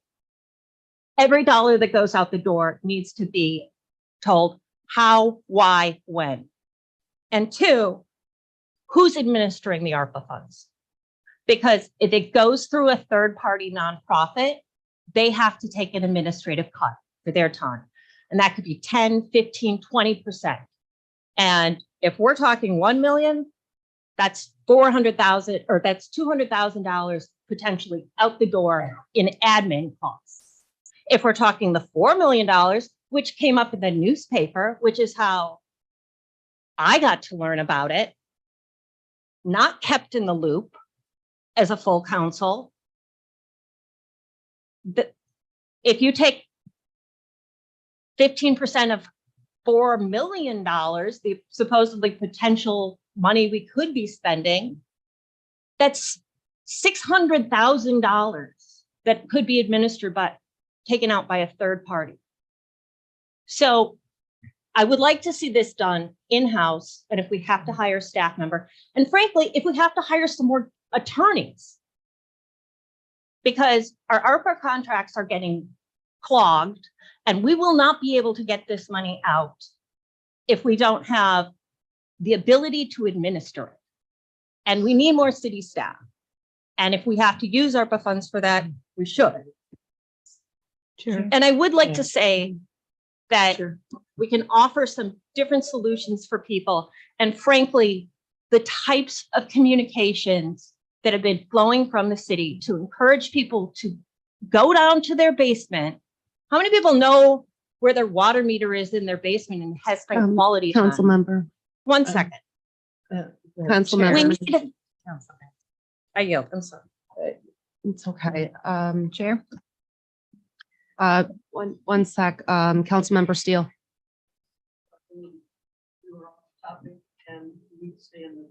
Just the lead issue is what we're discussing, not ARPA. ARPA will meet. It was, Has been meeting. Will it continue to had, meet. it had a lot to do with, the lead. I would disagree. But. Are we using? oh, No, I'm sorry. Council member Conley Wilson. I do have just a couple more questions. So in the vein of communication, I guess I have a couple questions. So one, I know that the website was updated recently, and it seems like some of the prior links do not get redirected to the proper website. Is there like a timeline on when those will be fixed, or are we just going to have? So new site? yes, we'll fix them as quickly as we receive them. If you could make sure that they get to my office. Gotcha. We do have someone going through it now, checking links. It took a little while to populate all the fields. And we are, we're trying to stay right on top of that. It's a good website. I like it. It's easy to maneuver, but it's going to take a couple weeks to work out all the kinks. For sure. Yeah, I definitely like the flow of that bit better than our previous one. And then how are people, I know people got a postcard recently within the past like week or so. And it said that grant funding may be available for replacements. So how are people, where should people go to get communication updates on this? Are we going to send people individually messages, or? How's So that gonna right work? now, before the program is laid out, we are going to continue to communicate through the website, and we're open to other avenues. We're hoping that people will use their social media networks to share the information. One of the staffing needs that we did identify was increased communications with the community, and that probably takes a skill set that we don't have on staff. Somebody who is savvy in communications, has access to the networks, and knows how to manipulate them to the best effect. And I don't use manipulate in a negative way, but knows how to use them to the best effect. And once the program is up and ready to run, we will tell people how it's going to run. We still have issues about, who gets served first. Is it first come, first serve, which doesn't seem terribly fair? Is it only people who have young children, which is very difficult to administer? There's still a lot of questions that we have to work our way through. But I do think the general outline is that we're going to follow the street paving and sidewalk replacement program. We'll get the biggest bang for the buck that way. If we have the ability to move beyond that, we'll look at clusters that begin to identify themselves in the data. Yeah, and just like a comment on that, I've talked to several folks who have like experience with lead service line replacement programs or protecting waterways for people, vulnerable communities, targeting double impacted area houses. So that's houses that both have lead paint and lead service lines first. I think you already addressed addressing families with children that have reported elevated lead levels. It would be really great to, I know many of our neighborhoods in Shore are underserved communities, but looking at the underserved communities, low income, predominantly Black and other Indigenous and people of color neighborhoods. And also there's a website, there's a screening tool actually, the Climate and Economic Justice Screening Tool. And it works like a map, essentially. I took a look at it earlier today, not in great detail. Many portions of Troy fall under high. So it's hard to prioritize that, but thinking through, all right, where are these, like maybe we're addressing one section every year of each of these regions. So that's equitably done. But yeah, I'm pretty sure there's another like Department of Health, Environmental Justice, Climate Justice map. So that would be great to take a look at. Yeah, if you want to send me the link, we'd be happy. Absolutely. I sent to that over to the Deputy Mayor, but I'll send it to you Okay. as well. Chair. Yes, Council President Mantella. Okay, just very, very briefly, I get it. We all get it. We're on very high emotion. We're talking about tainted water. We're talking about families. I think we got off track a little, and I want to bring us back because we need to solve the problem. We need to stop talking about what happened. I get it. We're ticked off. I'm ticked off.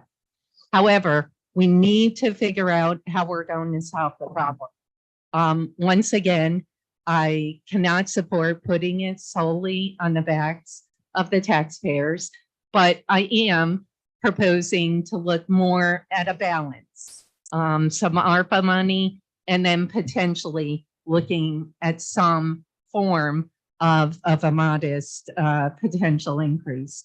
But saying that, Mayor, for the folks that are watching out there, Joe calls the service tech the number.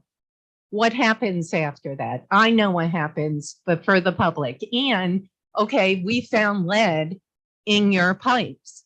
Where does it go from there? What are you proposing? And what type of timelines are you looking at in terms of getting legislation to the council, things to that nature? I'm trying to get us back on track, but to the average folk out there, they just called. They didn't get back their tests. They get their tests back tomorrow and it shows that there is lead in their piping. What happens after that? And if this plan was to be implemented, and I'm sorry, I don't think if monies were flowing over the past 6 months, we would have seen a shovel in the ground. We have parks monies from 3 years ago, now a shovel in the ground. So what would happen there with, your proposal in terms of flowing that out? So if someone were to call to have their line checked, we would get there as quickly as we can. I think we're doing how many a day? 15 to 20 a day. That's why we encourage people to do it themselves if they feel comfortable doing that. So that goes in our database. We record it as a house. We record it as a red dot on the map. In terms of moving the program forward, because we're looking at phase one in isolation at this point in time, we would be able to move quickly with rule changes and code changes, probably for the next finance meeting. I'm not proposing a rate increase today. rate increase is phase two when we resolve the problem of spending city dollars on private property. And That Mayor, may be down the road several months. I'm so sorry. Do we need, can we start spending money now? Joe has lead in his piping. Can Joe receive monies now from the city? Or, do you feel this has to kind of roll out Well, appropriately? yeah, we have to go out to bid. We haven't gone out to Thank you. bid yet. So, That's what I'm looking for. Chris will Okay. develop the Thank RFP on that. Thank you. That's generally a month turnaround time roughly, and then we'll sit down with the contractors and negotiate with a number of them to get the same price so that we have a number available. And then we are ready to go. Whether Joe, who calls and has a lead line, is going to get served isn't answered by any information I have right now. That's going to, like I say, we're going to try to get as many units done as we can for the dollar. We will go, if somebody has lead poisoning, we'll put that on the list. What are we telling folks, who do test with lead? Obviously, run your faucet, et cetera. But what are we telling folks? Well, if someone's child turns up with an elevated blood lead level, the county is the first intervener. So they will do a home visit and they will look at surfaces. Up until this point, I don't believe they were looking at lead service lines. I think that may be changing now. The highest instances of lead poisoning typically come from lead surfaces, the paint. But they're beginning to look at lead service lines now. And they will alert us if a unit has reported an elevated blood lead level, and we can put that on, for lack of a better term, an expedited list. So those would be the one-offs we would go around and do. Do we need the inventory? Obviously, that's critical. We need, obviously, folks to test their lines, whether before 1975 or after. I'd like to hear Chris's idea how to get the word out there and get more participation. Maybe environmental advocates could actually help us get the word out with that. But do we need that inventory, like a better inventory, to move forward? Or can we get this rolling now? Can we get the RFP out the door now? I think there are places we can start now. Okay. So if we do the one-offs, the people who have reported lead levels, they would get done. We would probably prefer to follow CDBG sidewalks and streets so that we're not digging up facilities twice. And that might consume $1.6 million.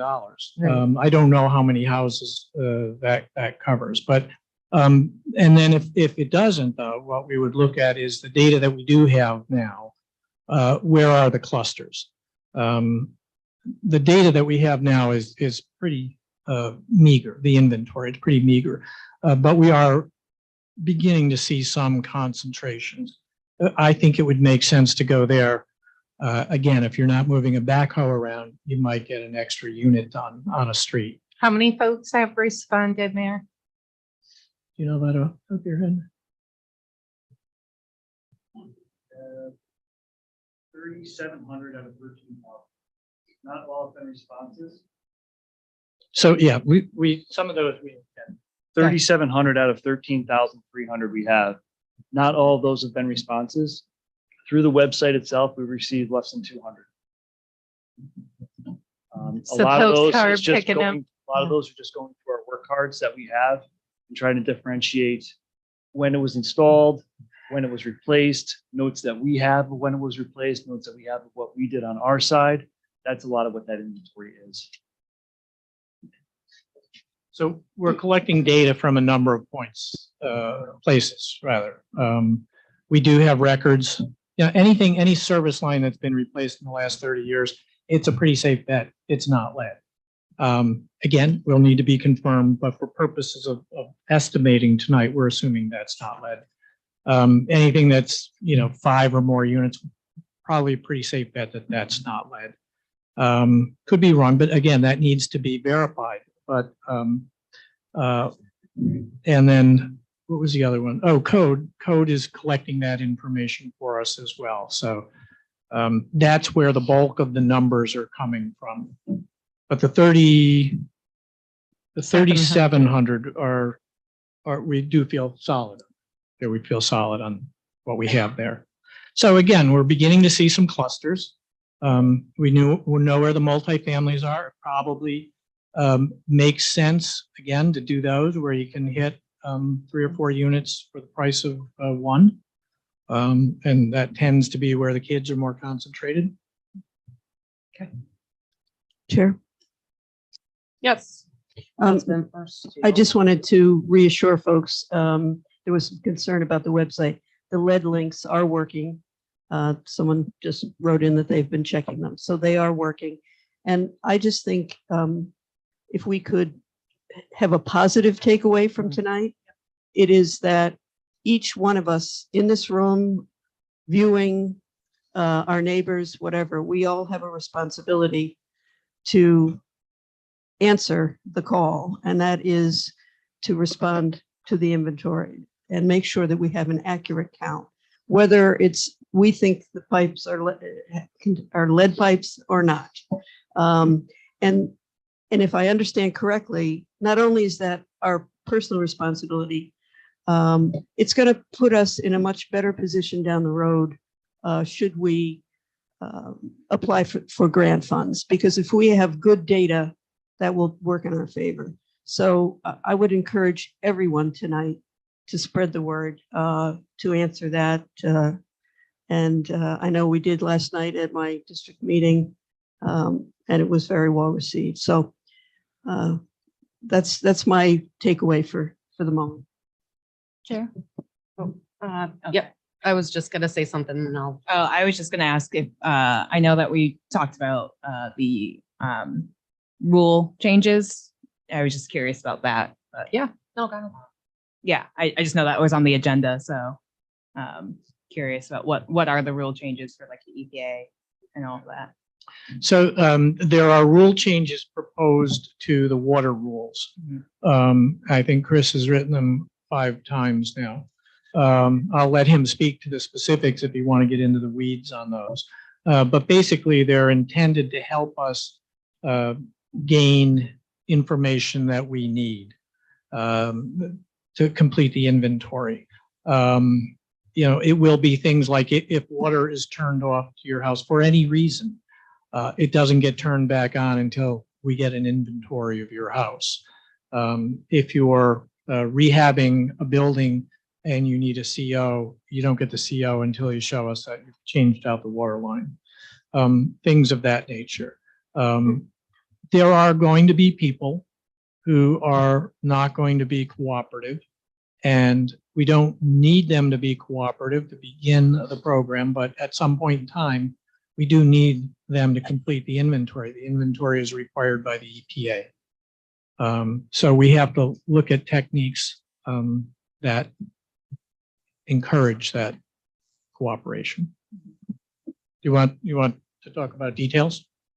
I mean, I'm not sure what Irene has. I just had a simple, I was asked this question to ask you. So I'm just gonna read it. Will it put the municipality at risk once they replace the line if a leak happens years after? No, the warranty is a 1-year warranty. 1-year warranty. Just as any line replacement contractor would probably give. I think what, and this is how I'm interpreting it. So if we're I think it's like a cost risk, basically. If we're so if there's a leak, let's say either on the residence property or on the street, if it's in the residence and we're replacing it 100%, would we be liable for it if there was a leak to cover the cost on that? So the contractor, part of contracting would include their agreement to offer a 1-year warranty. Okay. All right, Chair. Yes. In terms of other moments where it could trigger reporting, we have given both pilots and ARPA funds to organizations that provide housing, existing housing. Can we modify our pilot agreement to require that they fully report on any lead service line? And additionally, any organizations that would be administering ARPA funds as part of their contract, that any buildings that organization rents or owns be fully reported.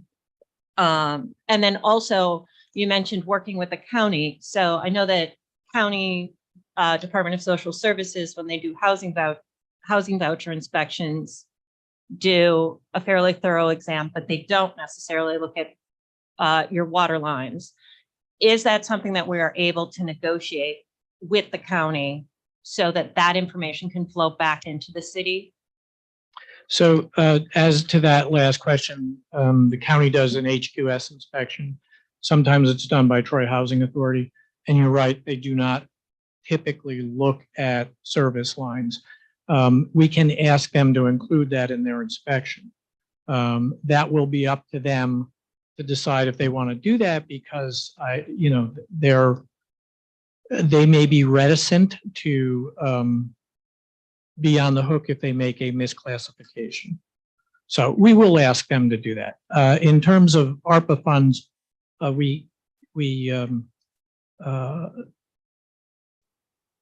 I'm trying to think of, the home ownership or the home repair program would have smaller individual residences, and we can make the inspection part of their process. In terms of, that's not a problem. In terms of pilot agreements, typically our pilot agreements are on large buildings, which don't have lead lines. They're more likely than not relatively recently built. Typically, Modifying a pilot agreement, it would just be a lot easier to knock on the door and go in and look ourselves.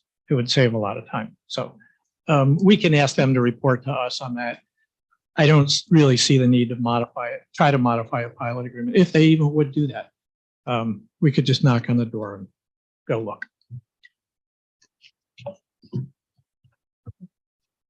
all right. Chair, if we could hear from Chris, I think that'd be awesome. Thanks, Mayor. Sure. Thank you. I don't think there's much left for me to say. Mayor kind of covered pretty much everything on the plan that we're looking at. What I can go over is numbers. So I think everybody received the postcard. They kind of understand what the private side and public side is currently. And on the public side, between the main and the curb stop, we have 4,700 that are not lead, verified as not lead. We have 386 that are verified as lead. And we have 8,100 that are unknown. So that's a 37% response rate that we have, or 37% known rate on our side. On the private side, we have 2,600 that have been verified as not lead. We have 1,100 that have been verified as lead through different means, not all just through the website, but through different means that we have available. That leaves 9,500 as unknown. That's a 25% response that we have. Of that 9,500, if the EPA rule went into effect tomorrow, we have till October of 2024, they would all have to be classified as lead. We have to have a picture or a verification that it's not lead to say that it's not lead. EPA is ruling on the side of caution. And unless we have that verification, it is a lead service line. And that will drastically change the numbers on this program. Chair. Yes, Council President. Chris, on that note, what's the percent that we need to have October 24 of our inventory? 70, 100. 100 total 100. percent. If I can't declare it as lead or as a copper or a galvanized or whatever you may have, I have to say it's lead. We are coming to change it out. So, but we're going to have to potentially do door-to-door campaign, correct? Correct. And what some communities are doing, not New York, but other communities that are doing the 100% replacement. When they have contractors on a street as part of the paving program or as part of a sidewalk program or other water main replacement program, they'll know of 10 on the block of, 30 or 40. They knock door to door. Let me in, let me see, I'm here now, we're gonna change it out if it's lead. If they don't let them in, they turn the water off until it's verified as non-lead or replaced. Again, there are many residents that'd be like, sure, come on and take a look. Yeah, change out my lead service line. There are other ones that you're not coming in no matter what. We have to have a means to find out what they have and a means to replace that. Because the effort to put into having a contractor on site for a program, then they move down the block, move to a different location in Troy, to have them go back to that site to change it out in a year or two, the cost is driven up from a mobilization of the crew and the demobilization of the crew. It's so much cheaper to do it when we're there. And Chair? Yep. Chris, what's your vision of the program? So say you get the RFP out the door, you get how many plumbers, how many contractors, how do you see it rolling out? RFP would have to go out for a certain amount of time, then there'd be a certain amount of time to negotiate. We're kind of up against a time frame now because the paving and sidewalk program are going to want to start really soon. And in order for us to get in the ground, I want to be in the ground by May doing this. Yeah. So I need a couple things. One, change the rules and regs, which we'll present. We need the funding available. I can't do a contract without the funding in place. And we need the inventory. As part of the sidewalk and paving program, we'll go through door to door. But if there are other clustered areas that we could hit and time and money's available, I would love 2 square blocks. Every house is lead. Go change them out. And Chair? Yep. Chris, the clusters, where are you seeing them now? Do you already have a couple clusters identified? No, Okay. we are getting sporadic response from all over the city. We're getting 2 to 3 a block. So there is technology out there for computer learning where we put all the information in that we have, and through a logarithm, it can tell us the potential of a lead service line in certain areas. We don't even have enough information for that yet to be fully accurate. So we really need everybody's inventory, and it's not something that, it's a privacy issue. We need to know so we can develop this plan fully. And it's not only Troy that's against it, it's every municipality in the country that's up against this. Not many have the inventory between the curb stop and the meter. Some don't even have the inventory between the main and the meter. Many municipalities just own the main itself. Residents own everything else. So we really need to get that inventory so we can apply appropriately for grant funding if and when it becomes available and keep the program going forward. And you did mention, if someone was not to cooperate, the turning off the water, obviously, that would be a very, very harsh circumstance. We are looking- I don't want folks to think, But the correction is simple. Either allow the contractor or a city representative to go in and see what you have, or go to the website and log it in yourself. Right. But understand, if it is lead, we are providing a free replacement. Right. Chair. I still have the floor. And Chris, total, you're thinking a 25 million. I mean, obviously, this is huge. This is second to our $40 million transmission line. I literally am looking at it like that. Are you looking, you're saying 25 million, 7-year phase? I mean, I know you don't have specifics, but to give us a better general idea. So there's good and bad to everything. We have been testing. We are in exceedance, so residents will get another 4 or 5 page document from us next week. The idea of the EPA is to continue in a manner that municipalities will always have an exceedance. They're changing the sample criteria. They're also changing the limits. So pretty much every community that has any lead service line will be in an exceedance. If you're in an exceedance, the rule is you have to replace 7% per year. That's a 14-year program. I would love to have this done in 7 years. I think it's needed. I think I think we can do it, but we do need cooperation from the residents. Fair enough. Okay, Oh, Councilmember. Thank you, Chair. You mentioned that as part of the sidewalk paving, the CDBG grants, which targets lower income census tracts throughout the city, and we're moving up from South Troy currently.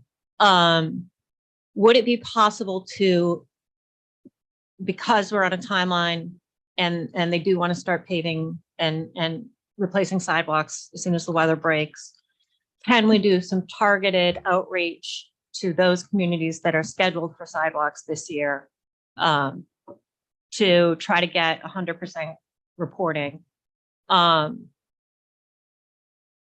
Yes. Good. The other thing with that is if I have a contractor on site and he knows he can make money by knocking on a door, he's going to knock on the door.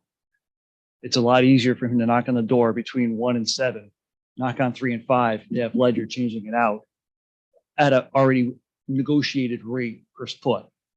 And it behooves us to allow that to happen. 1, we get compliance. 2, the rate is already structured. And 3, the lead gets out. I think it would be very helpful so that we could communicate with people in the community to, know what the anticipated, where we're looking at doing sidewalk replacement, because you're right. A contractor will be motivated to knock on the door because they're getting paid, but they're getting paid by us. Right. So if we can get people to self-report, it saves us money and it lets us replace more lead lines. Realistically, the lead would still be replaced, even if it's not reported. And the cost of the contractor to knock on the door is nothing. But I agree. Yeah, we can have a better cost estimate on what it would cost for that sidewalk program when it comes to lead replacement. Yeah. Can I get back to Jim Gully's question quick? Please, I was going to ask the chair because Jim did Is he bugging you send again? me. No, he sent me a little article on Yeah. how it works. So maybe you There's could. multiple technologies to line, replace, or coat the inside of a lead service line, any line for that matter. Sewer lines are the same way. You don't have to replace the whole thing. You can put a stent inside to replace either a certain section or the whole thing. The concern I always have is the installation process. If there was a nick, you still have the potential lead contamination. You still have to have the valve in the street, which is still an opening to the lead. The easiest thing would be you dig a hole at the main, we dig a hole at the curb stop, we pull a new pipe through the main, we pull a new pipe inside to the curb stop, and we reconnect everything and we're out of it. Chris, People, how let's go on. big of a hole is that? Like when you say dig up a potential sidewalk, what type of digging is this? Because people, you should know, they're freaking out. A lot of people have paid for their sidewalk. Obviously, it's the responsibility of the homeowner. So can we explain that also? As part of the program, anything that would be dug up, sidewalk, would be replaced. The sidewalk panel that they dug out would be replaced.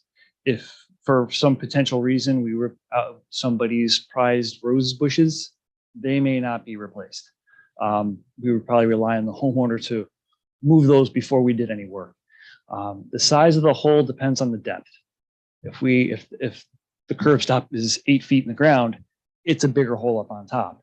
If it's only 4 feet in the ground, then it's usually a 3x3 hole straight down on both sides so we can get to the valve, and it gives us enough room to pull the services in from each side.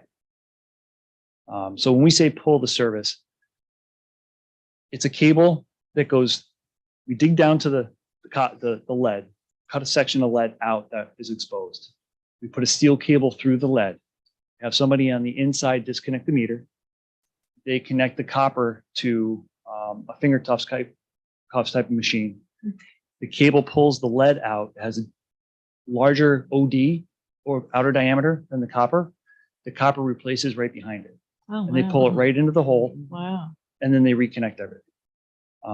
Most cases are like that. There are some that have to be dug the whole way, depending on how they were originally dug. But most cases can be pulled through. Wow. There is machines out there that can mole it. Pretty much you put a drill bit on the pipe and you push it through and you kind of control the mole and it pops up in the basement and you reconnect it. But we would primarily be looking at pulling everything through. Sure. I think for me, just how massive this is in terms of coordination.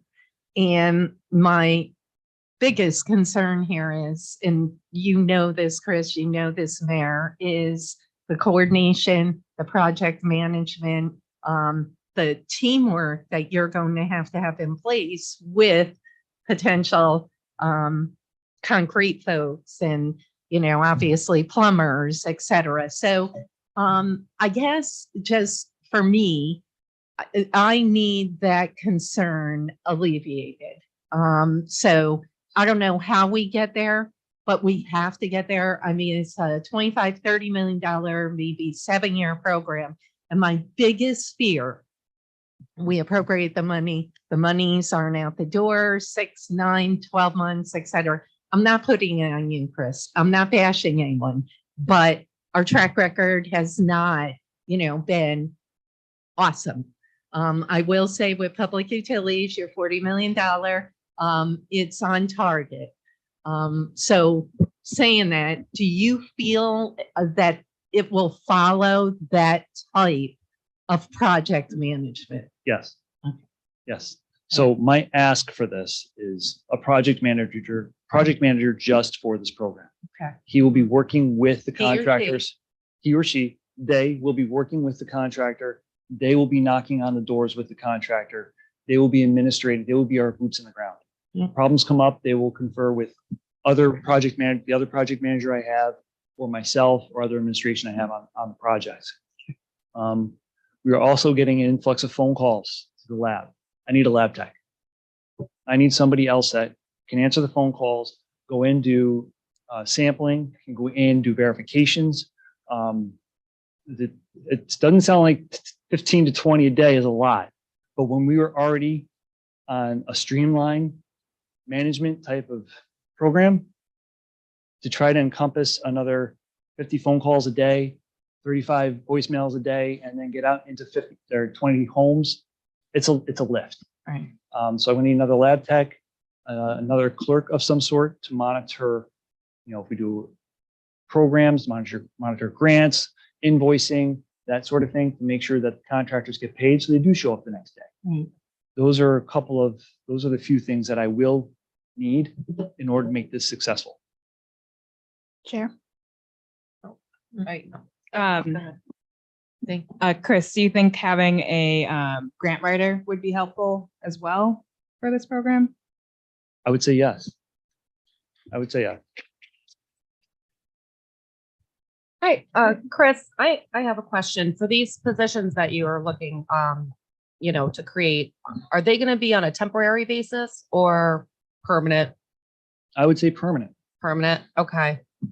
If I had my wish of making this a 5 to 7 year program, glorify me for a second of what I would love. Bond $30 million, let me go. Let me get it done. We're trying to figure out means and methods, but right now that doesn't seem achievable. With that, I can make a 5 or 7 year program. My current project manager is looking at retiring soon. I have lab staff that's looking at retiring soon. I have clerks that are looking at retiring soon. The people I hire are automatically trained to move up into those positions. They would ultimately just be, absorbed into our daily function and backfill positions. Yeah, my only concern, and I'm just curious, was what's going to happen once this lead program ends and we're all good? What happens to these employees? Yep. So I just wondering if, No, I thought about they're that. still going to have jobs or not. Yes, we have staff that's retiring and I would look at absorbing them into those positions. I'm sorry. Let's hope. The next issue that will pop up. Just question. Anybody else have a question? Just timeline in your world, Chris, you'll get it. Sorry, Chair. No. You'll get us legislation for finance, alcohol finance before the council meeting March 2nd. We'll have it for that. That'll encompass more the rules, the regs, the Yes. code. Yep. Okay. Monies, we're good for 2023. We have to transfer probably the The ARPA. ARPA has to Yep. be, so Yep. legislation, we have to go with that. Okay. And what else immediately? Obviously, getting the word out there. That's, we The RFPs. gotta continue Yeah. with the inventory. And I know a lot of people have called and left voicemails, and there's been some concerns with us not getting back. Yes. We are getting the voicemails. We have a list, and we are getting back as quick as we possibly can. Oh. You know, with vacation weeks coming up, I have 3 lab staff, 2 are on vacation this week. So I got 1 lab person that's still trying to take all the samples for the entire city and the water plant and also deal with this. It's Yeah. overwhelming. Yeah. And Chris, shovel in the ground, you're looking RFP a month, 45 days. You potentially could get a shovel in the ground in May. In May. My goal would be, as part of the sidewalk or the paving program, we come through, make a mess of the place, they come through and fix it for us. Chris, couple of people have texted me. They know we don't have a sidewalk program. It's the responsibility of the homeowner. Just if you could clarify that, or I will, CDBG, correct? CDBG. Thank you. Thank you. Yep. Okay. All right. So we should be hearing from you within the next week with the Yes. legislation and all that. Very Yep. good. Okay. Very good. Thank you. Welcome. Thank you. All right, so now I want to open up to public comment. I'm just, you will have 4 minutes to speak, and if you can provide us with your name and address, and if you don't feel comfortable giving us your address, just approximately of where you reside. Come on up.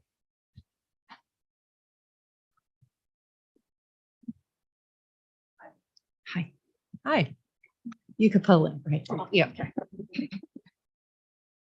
I have to apologize, 'cause I just had a knee replacement a few weeks ago, so I'm really in rough shape right now, but my name is Cindy Ryan. I'm a homeowner on 7th Avenue in Lansingburg, near the old Garden Way area. We found out about the lead pipe problem in Troy when the story came out from the media. My husband checked the pipe. He's very handy. Checked the pipe and found out it was lead. My husband, and my children have been drinking this tainted water for 30 years. We've lived in this house 34 years. I called the city once I found out the pipe was lead so we could get the water tested. The water test has been returned to the city and we are now waiting results. That was 2 weeks ago. I sent it in. We bought our current home 34 years ago and we moved in when my son was 2. My daughter was born in this house, in our house, and as a baby was on formula from the beginning of birth. Little did I know that our pipes were lead and I was possibly poisoning my baby girl. She developed asthma when she was only a few months old. She's now in her 30s and living with asthma issues whenever she gets a cold. It makes me sick to think I may have caused her asthma issues by making her formula with tainted water. The thing that disturbs me the most about this whole revelation of the lead pipes in the houses in Troy is for years, city government knew there was a problem, but never told the homeowners that this existed. If the city had just been up front at the time, it would have been something that no one would be able to hold against the city, because the houses were built so many years ago, and they just discovered there was a problem. Now, knowing that the city knew about this before 2018 and never told the homeowners there was a potential problem, is disgusting and infuriating. It makes you think, why would you ever trust politicians to be honest, since they always seem to want to hide things from the public? Someone asked at the last city council meeting who dropped the ball. The ball was dropped by the head of the city, which is Mayor Madden. Sorry to say, but it's true. When this grant when was the grant applied for? I mean, I worked for the state for 38 years. I did grant work, not grant work, but I did contract work. I know it takes time to put the stuff together, so I know it was long before this. And once the mayor realized that there was a potential problem, he should have at that point made it known to the homeowners. The idea that he doesn't know how he's going to go about giving out the money from the grant is ridiculous. This money's been sitting unspent for years. That money would have gone a lot further had it been given out 5 years ago. The cost of replacing the pipe wouldn't have cost what it does today to have the work done. Homeowners who have gone through all the requirements and are ready to move forward getting the pipe replaced should be able to apply for the grant money now. Why can't you just do another grant request? Well, we talked about that, so you're going to look into all that. The mayor has been in office since 2016. And why is it just coming out now? Why did we just hear about it in the media shortly, not long ago? I always knew our water came from the Tomahawk, and I always thought that was safe because the water was great, you know, coming from the Tomahawk. Never thought that the pipe in my house was lead. And I want to ask the mayor a direct question. Was your pipe checked, replaced, and water tested as soon as you found out about the problem? Was work done at your house to eliminate the problem? If so, how many years ago? I'm so tired of being disappointed by our elected officials. And I really feel it's shame on all of you that knew about this. We want answers. We want it now. We want to move forward. I don't want to wait 5 years. My pipe is, I don't want to wait any longer. I've been drinking this water for 34 years. I haven't been tested, but like I said, my daughter's probably suffered from it. We have no asthma on either side of the family. She's the one with the asthma problem. So I'm just, like I said, I'm totally disgusted with everything. Thank you.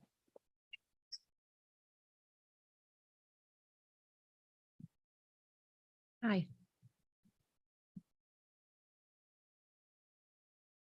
Hi, my name is Mark Speedy. I live at 512 6th Avenue in Lansingburg, District 1. While I could spend my time here talking about how infuriating it is to see the amount of inaction from the city council, from the mayor's office, from City Hall over the past few years, I think there are others who have far more emotional appeals than I. So I'll try and take my time to focus on what we can do next. There are two main issues that I think have been largely overlooked in some of this planning. The first is that while we have talked a great deal about how we're going to fix these lead pipes moving forward, what we have not addressed is the fact that this money went unspent for years, and this is not a problem unique to the lead pipes in Troy. This is a failure on an administrative level, that we are not properly spending the funding that we have been allocated. We are not applying for more funding when we could. Cities our size all over the country would have a grant writer, would have more clerks, more people who are dedicated to applying for more funds and for making sure those funds are properly dispersed. Our city is underfunded, and we need to do something about it. Just at the last city council meeting, we heard from several firefighters that their department is woefully understaffed, and that there are grants that they had to look up and find themselves. These rank and file workers are researching grants for the city to fund them so they don't have to work overtime anymore. This is a failure at an administrative level. We need more grant writers. We need more managers who are able to look at these funds and keep the city running smoothly. And if we had some of those, maybe we wouldn't be in the position that we are right now. The other issue is that while we have been talking a lot about the effects on homeowners, it's ignoring the fact that Troy is a majority renter city. And that the tenants in Troy, many of them do not know whether they have lead in their water. Many of them don't have access to the basement where their lead lines are to check them themselves. And there are a great number of absentee landlords who have no interest in checking, who probably aren't even aware of the news that there are lead pipes in Troy that we're trying to go through this effort. I was glad to hear the mayor mention a potential CO and code changes.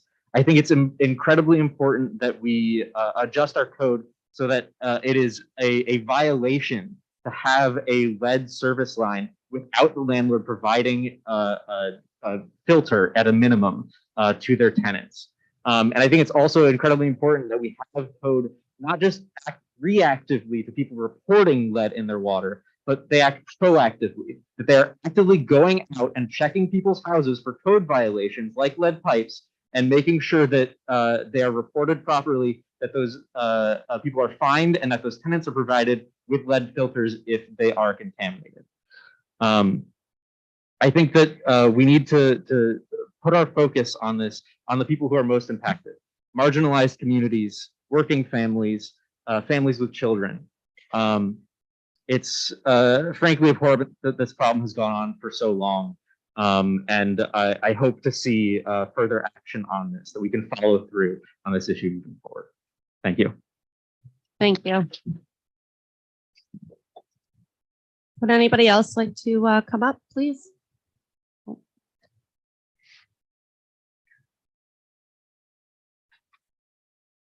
Hello again. My name is Jonna Favreau and I live on the east side of Troy. And I had something prepared here, but I think I'm not going to say it because I thought we were going to comment in the beginning.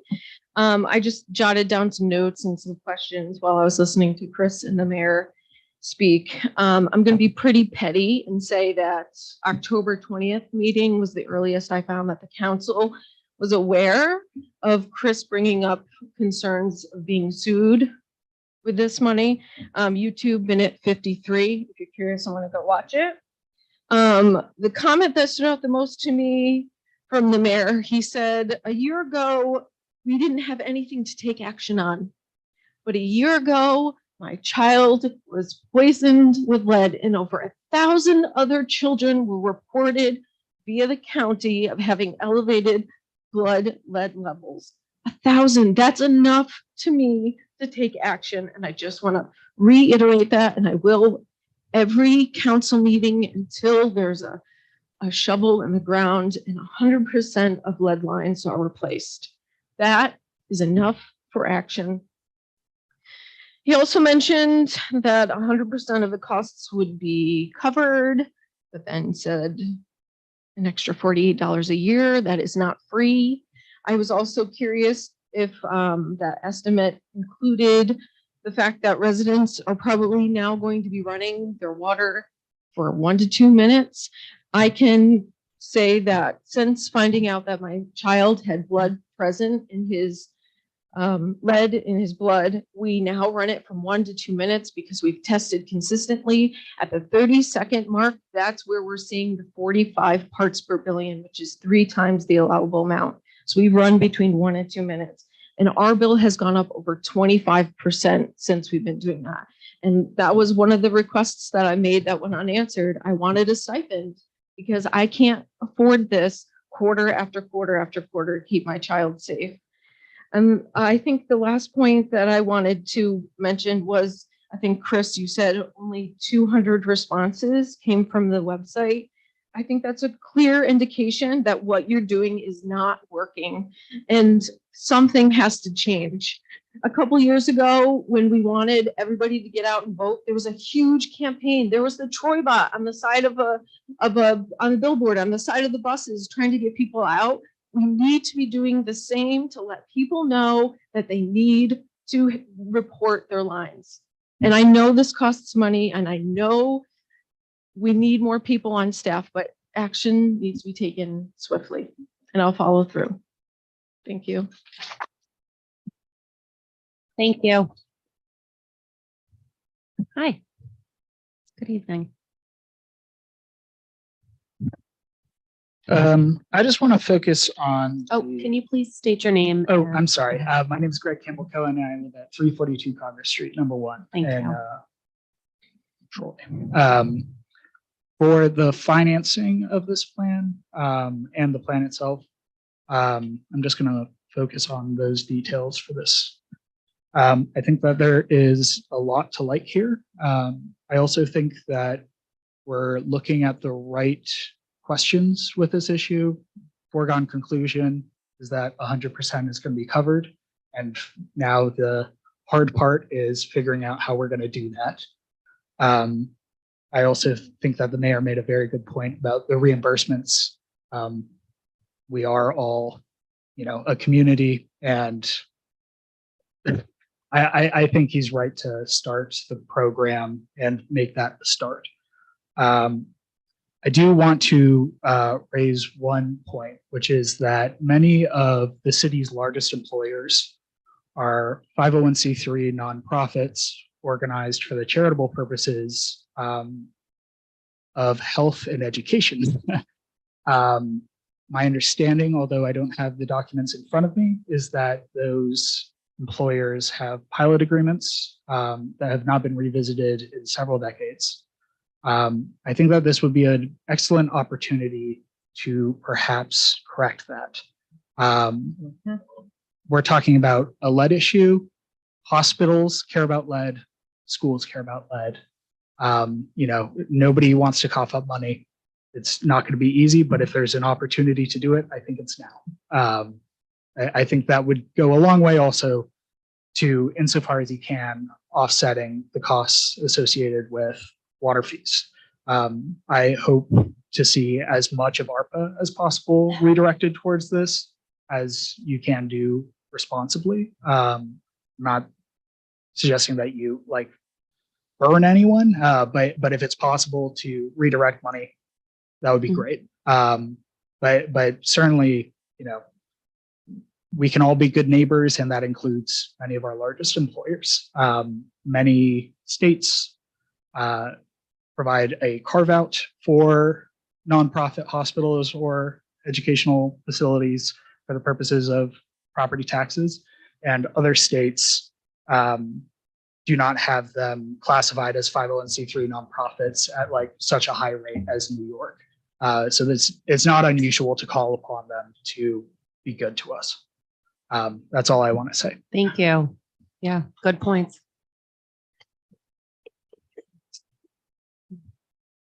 Anybody else want to speak? Very good. John Kane, I wanted to first thank Councilmember Can Mann, you state, address 161 Washington. I want to first thank Councilmember Mann for speaking out about the ARPA funds. I think that it is really important that the city have its priorities in a row. I think that spending $7.5 million on a swimming pool while kids are being poisoned by lead shows a group of people with very poor priorities in the city. And I think that is something that certainly needs to be looked at. I do encourage those meetings to be held in public, as is required by law, because you're ranking and scoring different potential programs. That hasn't been done in the past. That was in violation of open meetings law. It's unacceptable. It's unacceptable behavior from each of the 5 members of the ARPA steering committee, 2 of whom are here tonight, neither of whom are making eye contact with me. You guys have a good night. thank you. Anybody else like to speak?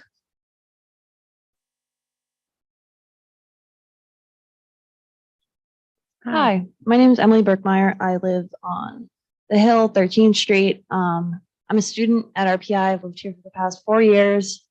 And I like the statement says, I enjoy Troy. I love Troy. Troy is, it's come to be my home, and I'm graduating soon. I'm thinking about staying in this city, setting down roots. But the way this administration has responded to issues that have to do with drinking water is a real deterrent for me and all of the other thousands of college students who live in this area from staying here.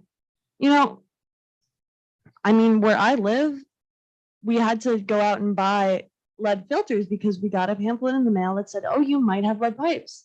None of us are really making an income. RPI is very expensive, and it's really difficult, as many of you know, just living in this economy. Let alone as a renter. A lot of people have brought up the point, there are many renters in Troy. I myself am a renter. I'm a college student. I'm a woman. I'm not going to be taken seriously by landlords, and I haven't been taken seriously when I come to my landlord and I say, hey, what are we going to do about these lead pipes? How can I get tested? I'm met with silence, or I don't know. When are you paying rent? It's like, this is water I have been drinking every day for the past 4 years at various parts of the city. And so I know I represent a smaller portion of concerned citizens, but I think that the council, the administration really need to think about the fact that your response, and the lack of transparency in ARPA funds, transparency and just processes in general that have been going on is really deterring all these young professionals who are graduating from these institutions that are in Troy, these 3 big colleges, deterring us from staying here. Many people want to stay here. We want to call this place home, but why would we call this place home if we don't even have safe drinking water, you know? So I just want to reiterate again, please, transparency. How can we as residents of Troy be reassured that this is not going to happen again? And what about the renters? Thank you. Thank you.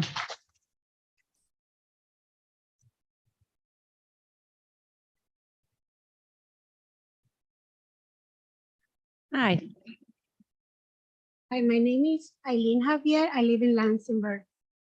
I have a question. I think Kiani, our council member, asked. I don't think anybody answered. I received this postcard with a number to call and a website, an email. I want to know, either you, or some of you, when I leave a message, what is the next step? I want to clear so I know, and anybody that I tell them about this postcard, when are they expecting an answer? What is the next step? Okay. Anybody? Chris, do you mind answering that? Yeah, I need to know, please. No. We've been doing mailings for many years with little response. So on a difficult subject, it's great to have this response. So we're going to send out more mailings. That's the first postcard we ever did. We have the email on there that goes right to our GIS tech email. All right. The phone number goes right to our lab. So if you call the phone number, that goes right to our lab. As I stated earlier, they've been overwhelmed. They've had many voicemails that they're getting response from. And through the conversation that they have with the homeowner, we're doing many things, either working them through the website so that they can report it and get the inventory, or we're actually setting up a on-site visit to get the inventory. If it is determined to be lead, they will work with the resident on lead sampling so we can determine, what level of lead is in the water from the service. I have a question for that. Okay, so I did understand. That's what I got. Exactly what you said is what I got. I guess I didn't phrase the question Can you properly. please speak into the mic? I didn't phrase the question properly. Okay, that's okay. This postcard was sent to me, and as Chris stated, exactly what he said is what I got. Therefore, this is not working. We need something. Either you're going to hire somebody. There is plenty of people that need jobs. Labor union here and many people. So give people jobs, sit down, plan, get people to work, and then have an answer. It's not, I am a homeowner. I'm a Troy resident. There is renters. If we get a postcard where we leave a message to oblivion and nobody answers, then basically the answer is Troy, the city of Troy does not care for the tenants, for the homeowners, and for the citizens that pay taxes. Therefore, get to work. And again, with all due respect, you probably are as surprised as we are for the problem that we have. A lot of people here might be affected by lead. Lead is irreparable damages. At this point in my life, I don't want my IQ to decrease because I'm drinking water from contaminated lead pipes. But I don't want either that, for example, Joanna is now suffering because her son is having issues that might never be repaired. And I'm sorry, I dropped the car. It's not something that we can pay. Chris, I'm not saying that you're not doing a good job. I appreciate what you're trying to do, but we might need more people. Can you please to do direct the council? Yes, please, please direct the To council. the council. Please make sure that the city officials do what they are asked to do. We are our constituents. If you don't do what you're supposed to do, we also will vote you out. So please do your job, because this is too much. Let 5 years, and here we are. And you know what? From what I was there, the solutions are not really good solutions. I don't want to pay an increase in my water to have a solution for the problem. There is a letter that was circulated about solutions that have been presented. If you haven't received the letter, I'm going to make sure that the person circulating send it to all of you. There is good solutions there. Thank you. Thank you. Again, I'm going to keep calling until I get answers on this postcard. And if not, change the approach. Thank you. See you in the next city council. Thank you. That's the letter.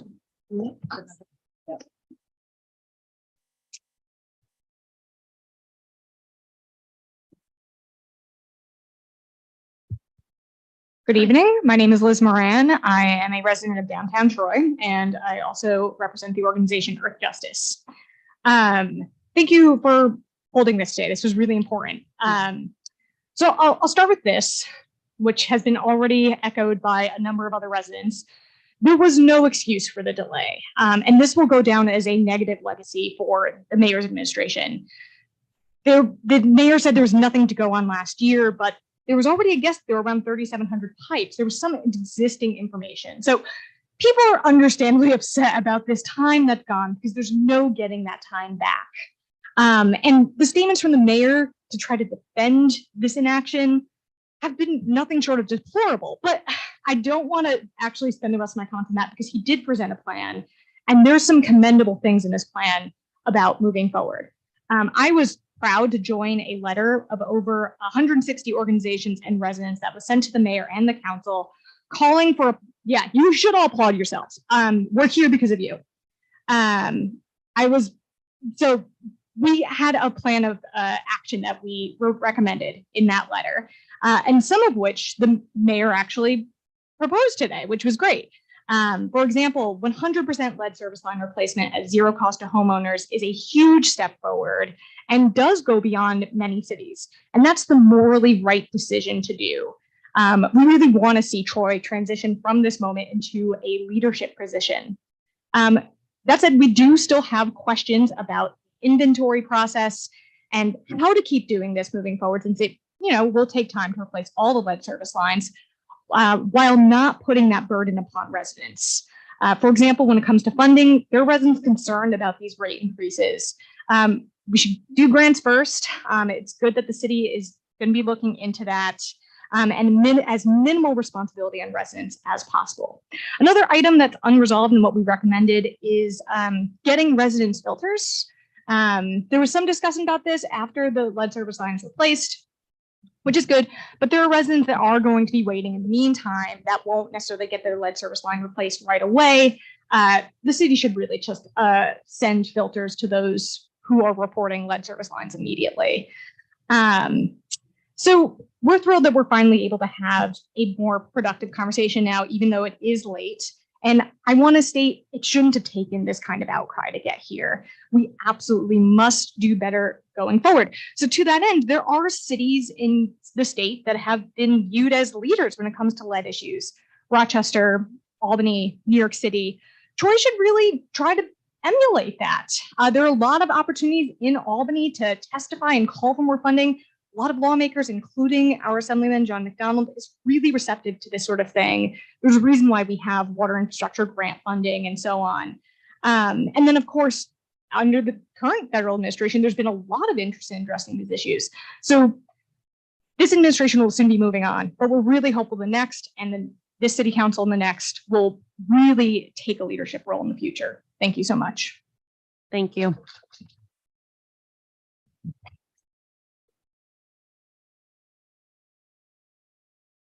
Hi.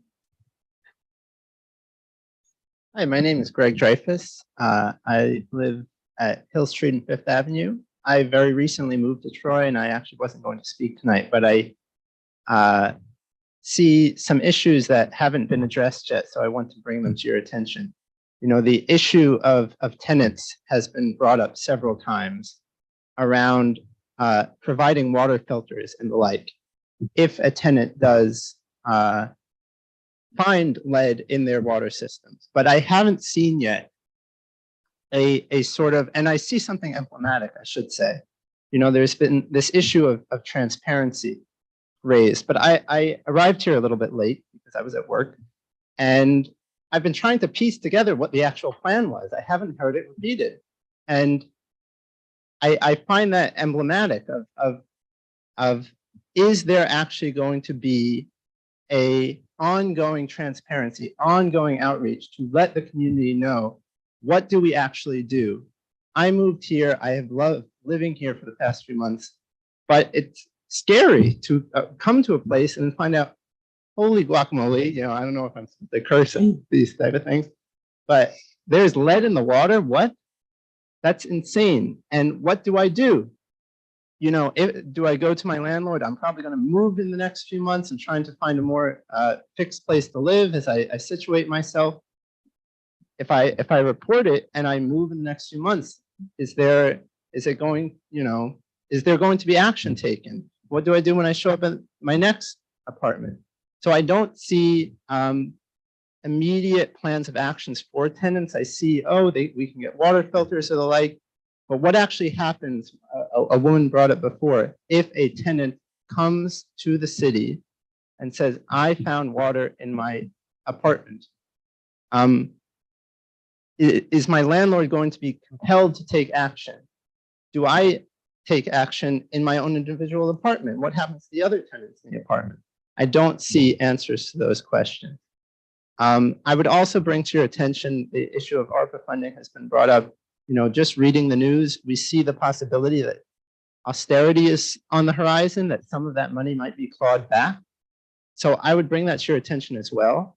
If you're going to consider bringing up using ARPA money, probably use it sooner than later so that we don't, you know, find ourselves 5 years down the line and, oh my goodness, the money is now gone because Congress pulled that money back from us.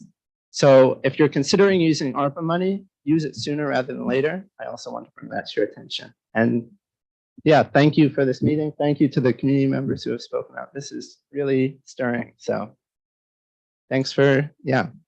I really appreciate everybody's comments and feedback and questions. You know, I just gotta say, you know, just because I'm on the council doesn't mean I have the answers. I'm learning as you all are as well. So these are really good questions, really good suggestions, and keep them coming. You know, I really want to hear from you. We all do. Just very briefly, Lena Hendrickson, 57 Washington in Rensselaer. I thank you for the meeting. It's great to know that there are some kind of plans. I also would reiterate that the 9-point letter that we wrote actually has some very solid suggestions that I think the city should take very seriously. Obviously, I hate to say this, but Troy is not special. Troy is an old industrial city. There are thousands of them in the US. There are lots of lessons that can be learned from all of these places. So let's just not be so foreign about this. Let's dig our hands in and learn from all the other places.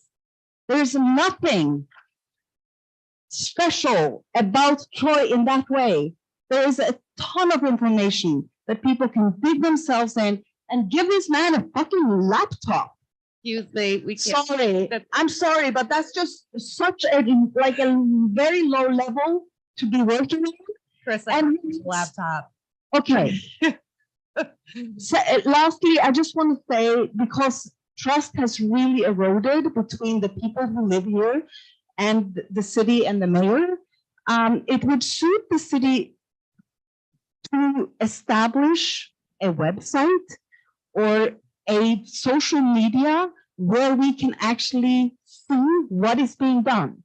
I suggest that website is being updated monthly with how many lead replacement, how many water filter has been sent out or given out, how you're, employing the people who needs to do this, what the grant writer has as a plan and what he or she has achieved.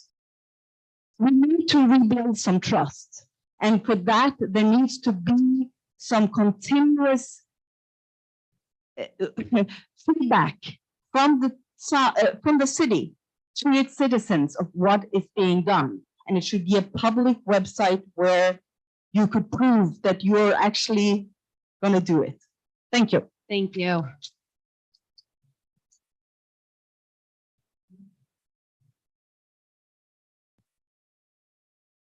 Hi. Hello, my name is Amelia Levesque and I live on Second Avenue in North Central. And I just wanted to speak about my experience with all of this. I've been living in Troy down by the river for about 2 years, and I've been in Troy for 6 years as an RPI student. And I first learned about the lead thing when everyone else did about a couple weeks ago, and reached out to do the survey, which I'm hearing that now about only 200 people have taken that survey. Is that correct? Yeah, very low. So I was contacted by a city employee maybe 5 days after I completed the survey, and I was offered time slots for water testing about 3 to 4 weeks out. I understand as of right now, it's a very busy time, but if only 200 people have taken that survey and they're booking water testing for almost a month out, what are we going to do when we actually get the amount of people that we need to take the survey to take the survey? It seems like we just don't have the resources on the gathering information side, and I understand there is so much more that needs to happen, including giving residents that do have lead water filters now, not just after we replace their pipes, but now. That just seems logical, because the mayor brought up a good point. Nobody's going to be happy no matter how we do this, right?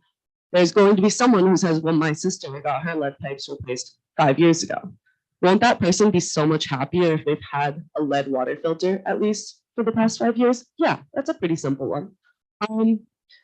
And I think it seems like there's money that we have to spend in a relatively short timeline, or at least in the next year or two. Why not invest that money that might be taken away at some point into hiring more people to just get the documentation done, to get the word out about this survey that is not being distributed properly currently? Someone mentioned putting billboards on the buses, getting, there are so many billboards and signs in Troy. We don't need another billboard that says don't drive under the influence. We've all seen that one for a couple months. Let's get this out there. Thank you. Thank you.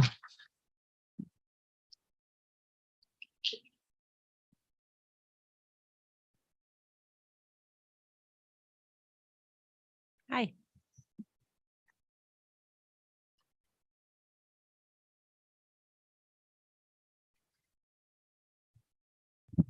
Good evening. Going a little higher. Always, Chris, I know what you're going through. I want to start with a thank you.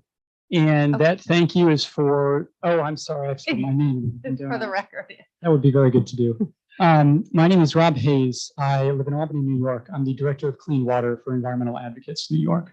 I want to start with a thank you, and I want to thank the residents that have testified tonight, that testified 2 weeks ago, that signed a letter that was sent to the City Council earlier this week, that made calls and emails and other ways, any way that they took action over the last couple of months and weeks, because they are the reason we are here tonight talking about 100% lead pipe replacement. That is a sea change, and it happened because of them.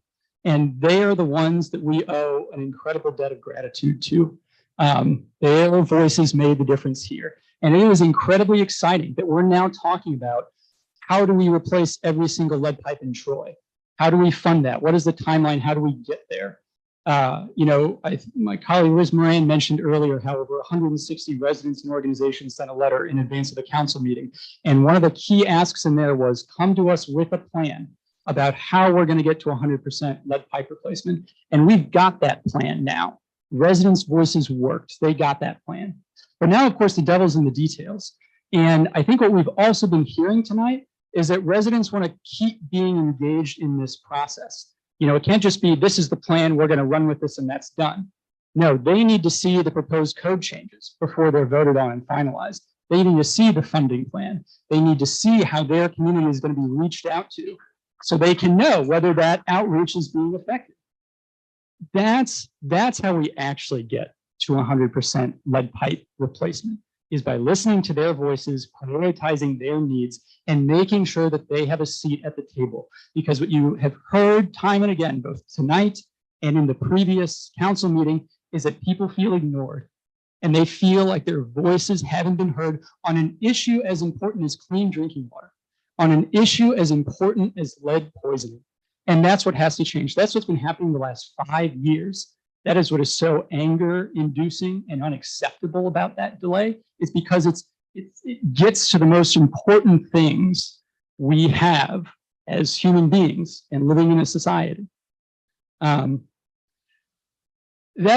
So with that being said, we're very interested in hearing more of the details and in being involved in more of the details. I wanted to flag a couple of things really quickly before this all advances over the next couple of weeks. Something that hasn't come up tonight is that there is a proposal in the Governor Hochul's budget. It is Part UU of the Transportation Economic and Environmental Conservation Bill. That bill would give authorizations for local governments to issue bonding to conduct lead service line replacement and pay that back over a 30-year period. It covers the full length of pipe replacements, public and private side, goosenecks, inventory work. I'm wondering if this addresses some of the constitutional questions that have been raised tonight, or how that plays into some of the constitutional questions that have been raised, because I think it's very likely that this gets enacted in the budget when that comes due on April 1st. So I would love to hear more details about how that is going to kind of interact with the program that Troy is developing here. I want to echo the importance, and I think we need to hear more details about this, about protecting tenants during this process and making sure that absentee landlords cannot just get out of having their pipe replaced just because they never respond. Incredibly important, incredibly important. The comments made about proactive filtration, again, incredibly important. We do not want people continuing being exposed to lead in their drinking water as they potentially wait years for these replacements to happen. And in making sure that as few of these costs as possible are borne by residents. The more grant funding and other funding the city can draw on for this, the better. Because we do not want water to become unaffordable at the time as we're trying to make it cleaner. Water affordability, clean water, they have to go hand in hand. They have to go hand in hand. So I think that brings me to the end of the technical things that I flagged, and I'm sure we'll be following up on this in more detail. So ultimately, I do want to say thank you to the mayor and the superintendent for recognizing that the city needs to overhaul what it is doing. The plan presented here tonight is a good starting point, and that's what we have to work on going forward, because the principles, the underlying principles, 100% lead pipe replacement at no cost to the resident, that is the right starting point. And now we go from there. So thank you for the opportunity to testify. Thank you.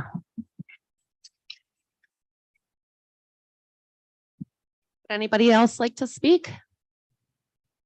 Come on up.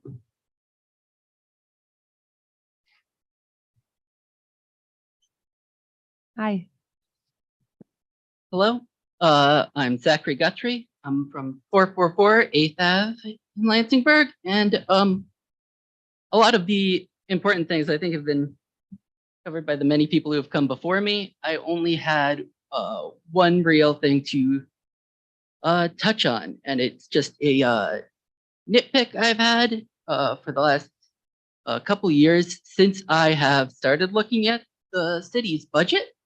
And it's whenever the topic comes up of how will we pay for this? And now we're talking about how will we pay for something absolutely incredibly important at this moment. And I would just like to put forward what I think is obvious suggestion. Of course, not now, but when this comes up again of how we're spending money, maybe less guns and bombs and tanks and sniper rifles and drones. That's my suggestion for how we might plan in the future to be able to fund these things. Thank you, that's all. Thank you. Would anybody else like to come up and speak? Well,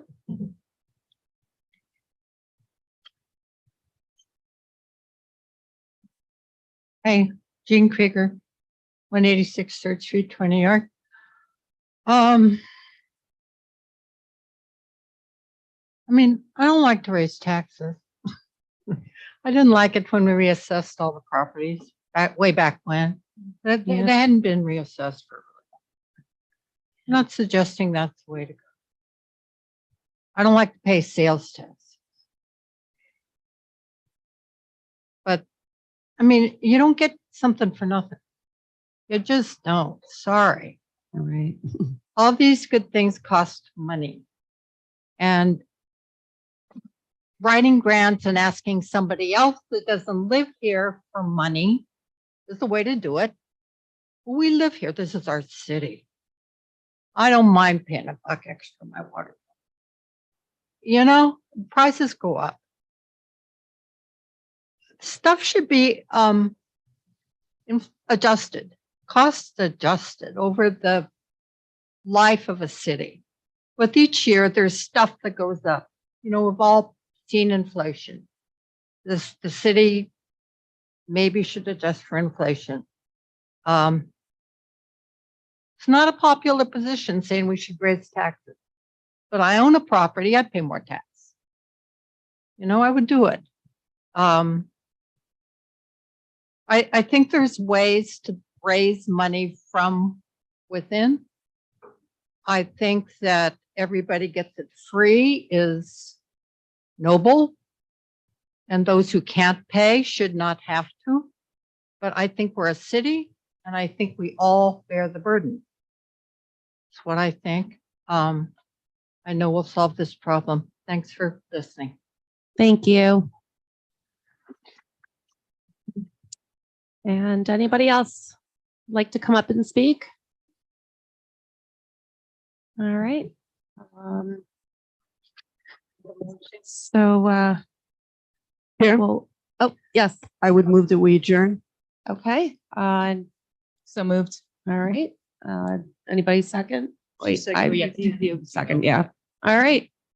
Okay, so we're gonna adjourn the meeting. Thank you.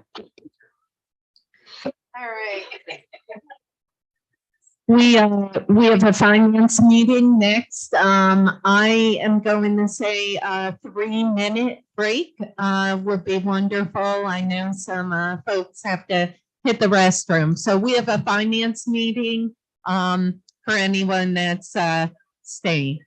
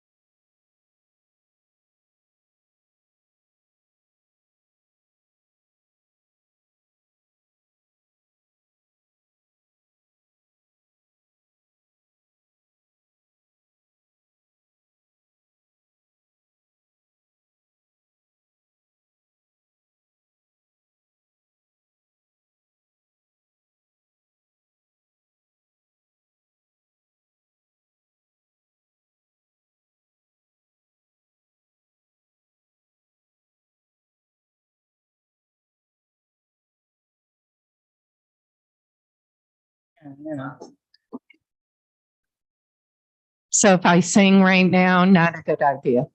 Okay.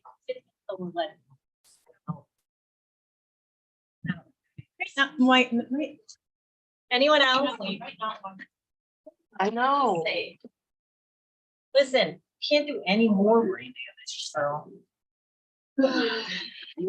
All right, we do have a quorum. We are going to proceed with the finance meeting. So I will ask everyone to please stand for the Pledge of Allegiance. I pledge allegiance to the flag of the United States of America and to the republic for which it stands, one nation, under God, indivisible, with liberty and justice for all. Okay, we'll do a quick roll call. Councilmember Gully is absent. Councilmember Figueroa is absent. Councilmember Steele. Present. Councilmember Min. Present. Councilmember Conley Wilson. Present. Councilmember Soriento. Here.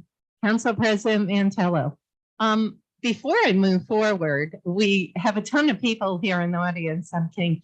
But did you notice that there are only women present tonight? So Jim, I know you're watching, but saying that, we have 5 women. It's the first time I think I have had a council of just women. So saying that, presentation of the agenda. No, you're not in the council. No, you're an arm to the council. You're an arm. Okay. We have a few items on the agenda stating that I'll now open it up to the public forum. And would anyone like to speak regarding the finance agenda? Okay. Okay. All right. Talk about Gene Krieger, 186 3rd Street. And as I looked over the agenda tonight for the finance meeting, I see that 184 3rd Street is on the agenda. And I bid on the property, as did P&A. I forget the rest, it's a LLC. In short, I live on one side of the lot and they live on the other side. The building was demolished in 2020, I think. And in doing that, our house had to be redone. We got done to historic standards. We have 7 windows on that property line right now. I would like to ask for a number of reasons. One being that we do have these windows, and I'm fearful, not the right word, but I'm apprehensive of what might go on or what might be built in the yard below, whether it's taken care of or not. The P&A own a little pocket park right behind there that is part of their yard. Their yard is about 3 feet below the grade of this new lot that they would hope to acquire. Whereas we're on the same grade. They'll have to do extensive landscaping. But that's not a problem. We put it in a bid that said we would exceed the highest bid. So I don't think that, it seems in my reasoning that money is really not an issue here. It's more who is the fittest owner of it. The other property owner has no windows. In fact, has a chain I'm link. sorry, can you repeat that? The other property owner has no windows. Gotcha. Okay. It's a brick wall that Sorry. faces that lot. It's an empty face. So there's no view that's going to benefit them. There's a very old elm, Dutch elm, that survived the 70s, sitting right on the lot line. And We were hoping that we would not have to fence up to it. We would not have to disturb it in any way. If you look at a map of the city, it's one of two of the largest elms in the city. If you look an aerial view, it's a huge tree. That's one of our concerns and desires for this property.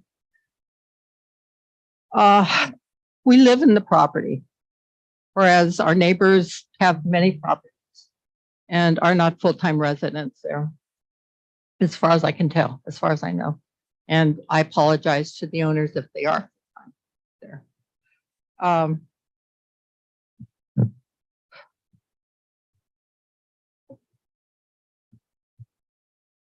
understand that splitting the lot down the middle has been discussed. And I would ask you that you reconsider that. Jean, I'll let you wrap it up. That's the 4 minutes. Okay, well, split it east-west or north-south. We can take either one. And we will pay any price that you want, but it seems equitable to me that we can split it and everybody will be happy. Thanks, Jean. You're Thank welcome. you. Thanks Thank for you. listening. Yep. Would anyone else like to speak on any item on the agenda? Okay, we're going to go right into the ordinances. I am going to switch it up at the request of our comptroller. Resolution 16, resolution determining that a proposed action is a type 2 action for purposes of the New York State Environmental Quality Review Act. Council President Mantello, at the request of the administration, is there a motion? So moved. Motion, Councilmember Steele. Is there a second? Second. Second, Councilmember Min. Andy, do you want to hit 16, 17, and 10 all at once? Perfect.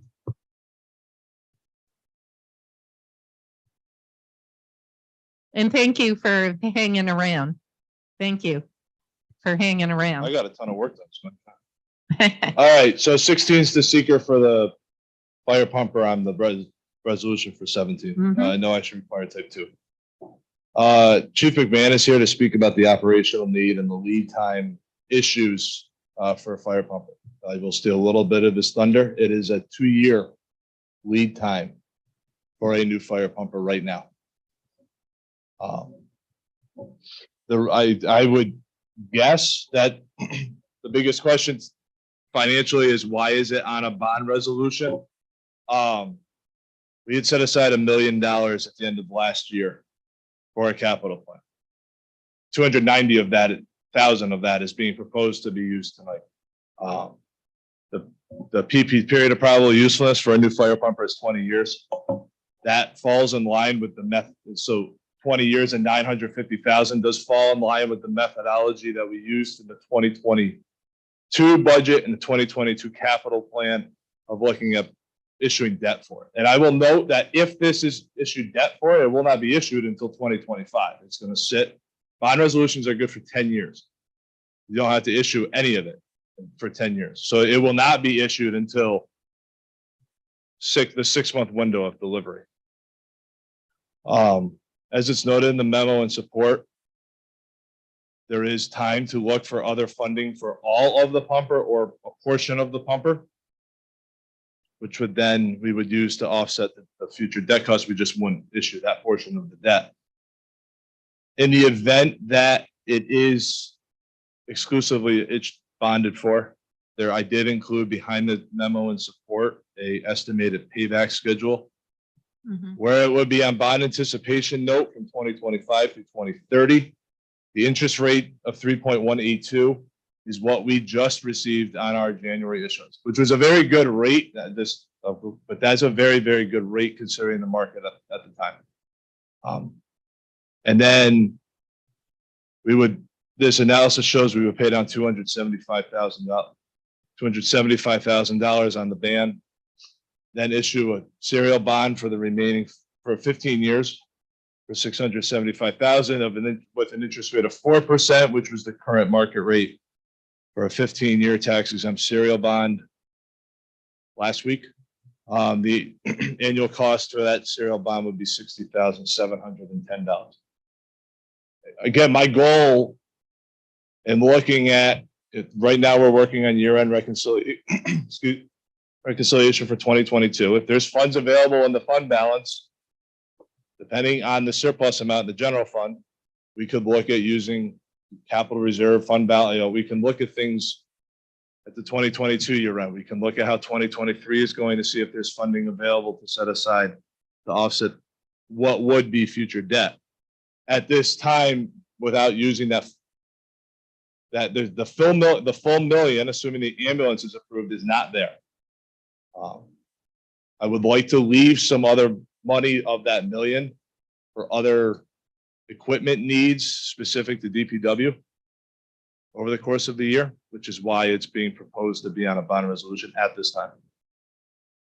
Yeah, I know, Andy, we're working very, very hard. You've made a real concerted effort to use general fund, not obviously the comptroller's office kind of scolded us with vehicles, but when you're talking about pumper for like 1.3 mil, we're not going to get a slab for a pumper, correct?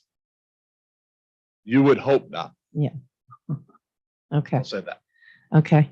And so we would authorize tonight, and maybe Eric could let us know, unless you want to, when will it be ordered?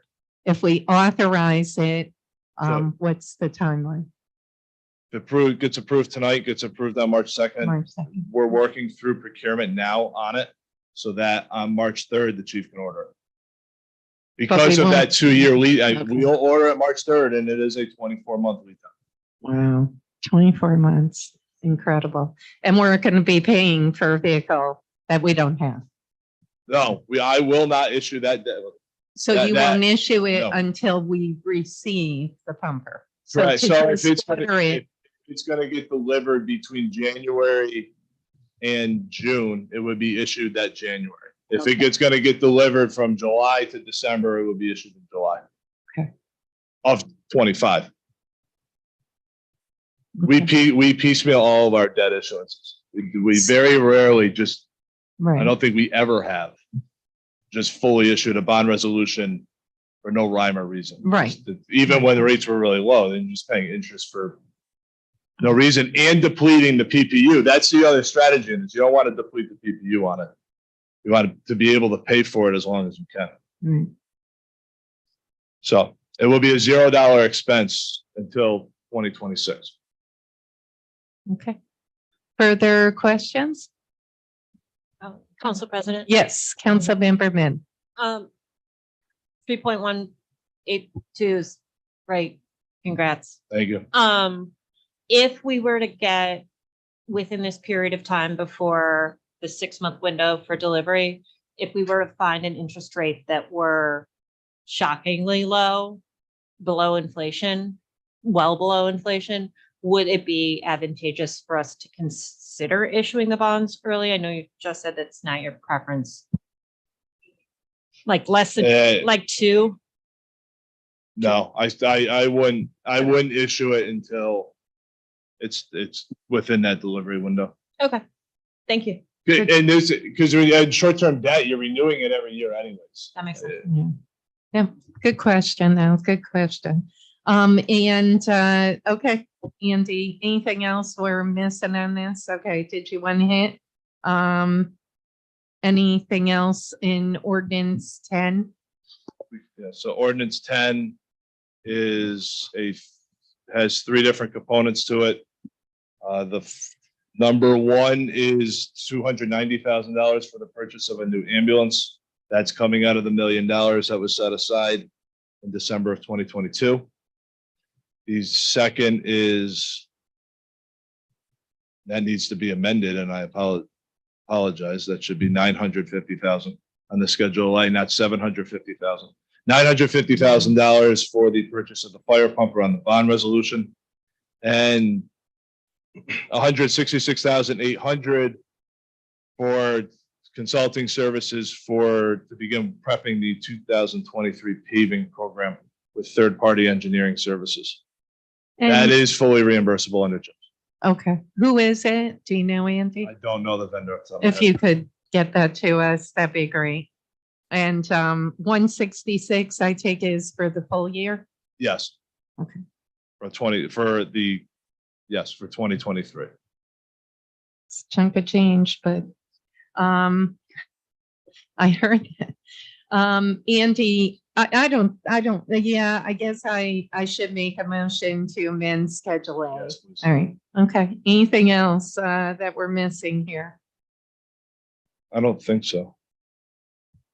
Just to please amend the Schedule A to 950,750. I will do. Ordinance 10. So. I'm sorry.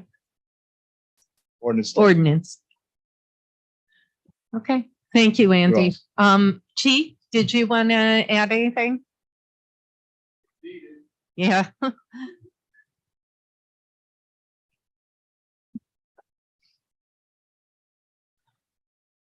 As far as this engine goes, this is looking to replace a 2003 engine that's a frontline piece right now. So, you know, it is truly needed. It's up on you know, out of Station 2, it's up on Bolton Road. So, Mhm. you know, like Andy said, it's 2 years out. So Yep. is there any other questions that you have? The ambulance. The is- ambulance. Yeah, the ambulance is gonna, you know, replace Medic 4. Medic 4 is our busiest ambulance, does 4,000 rides a year. It is 5 years old. It has, you know, 100,000 miles on it. That's going to be placed in a reserve capacity, and then one of the reserves is going to be downgraded. It's going to be actually given to the mechanic so that he can, you know, load his tools in the back of an ambulance and run around and fix equipment in station. Sure. Okay. Yep. Councilmember Steele. Chief, are we out as far with the ambulance purchase? as No, we- and that's a great question. I should have mentioned that. We had an ambulance come into our, come into our focus. Another fire department has backed out of an ambulance. And so, as soon as they backed out, the salesperson, the vendor realized that we were in the market for an ambulance. And so he reached out and said, if you're able to purchase it, we'll hold it. I had conversations with Andy, not until after this meeting, and then, we can move forward. So the ambulances are actually 18 months out, but because we have this accelerated, program running right now, we'll be able to grab that in, 4 to 6 weeks, which is certainly going to help us out. But the engines everybody's looking for engines at this point. So Wow. anybody who's making fire engines are, they're backed up forever and ever. Okay. Mayor, yes, Councilmember Conley Wilson. I'm curious, are there other like apparatuses that are more than 20 years old that we have in our fleet? Yes. Yes. However, they are, they're in a backup capacity. Unfortunately, engine 2, which this engine that you're voting on tonight is looking to replace, engine 2 is out for repairs. It's a 20-year-old engine. So we have engine 8, which is a backup piece of apparatus running in a frontline capacity. And engine 8 is a 1999. Wow. All right. So, Close to my my hats off to the, the mechanic. I'll give a shout out to him, Pete Lapishka. He does just an absolutely fantastic job for us. And he has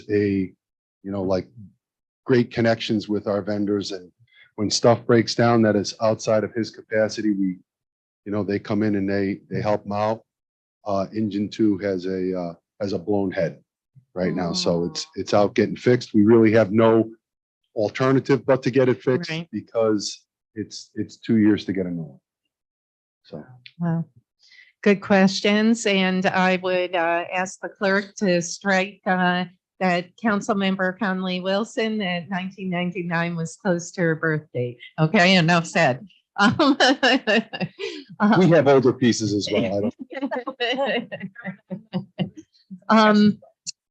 Real quick, the ambulance, do you have to retrofit that at all, chief, or does it come equipped with what we're looking for? Or do you have to?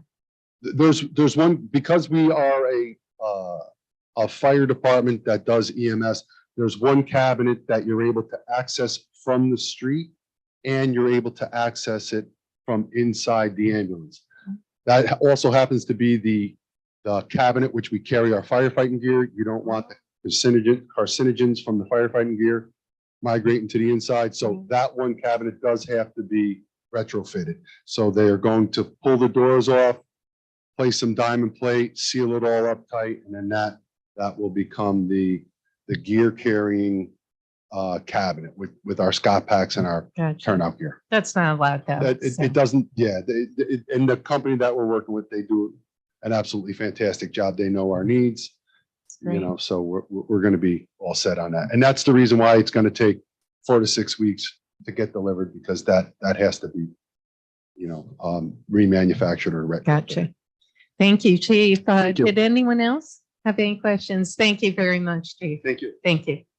All right.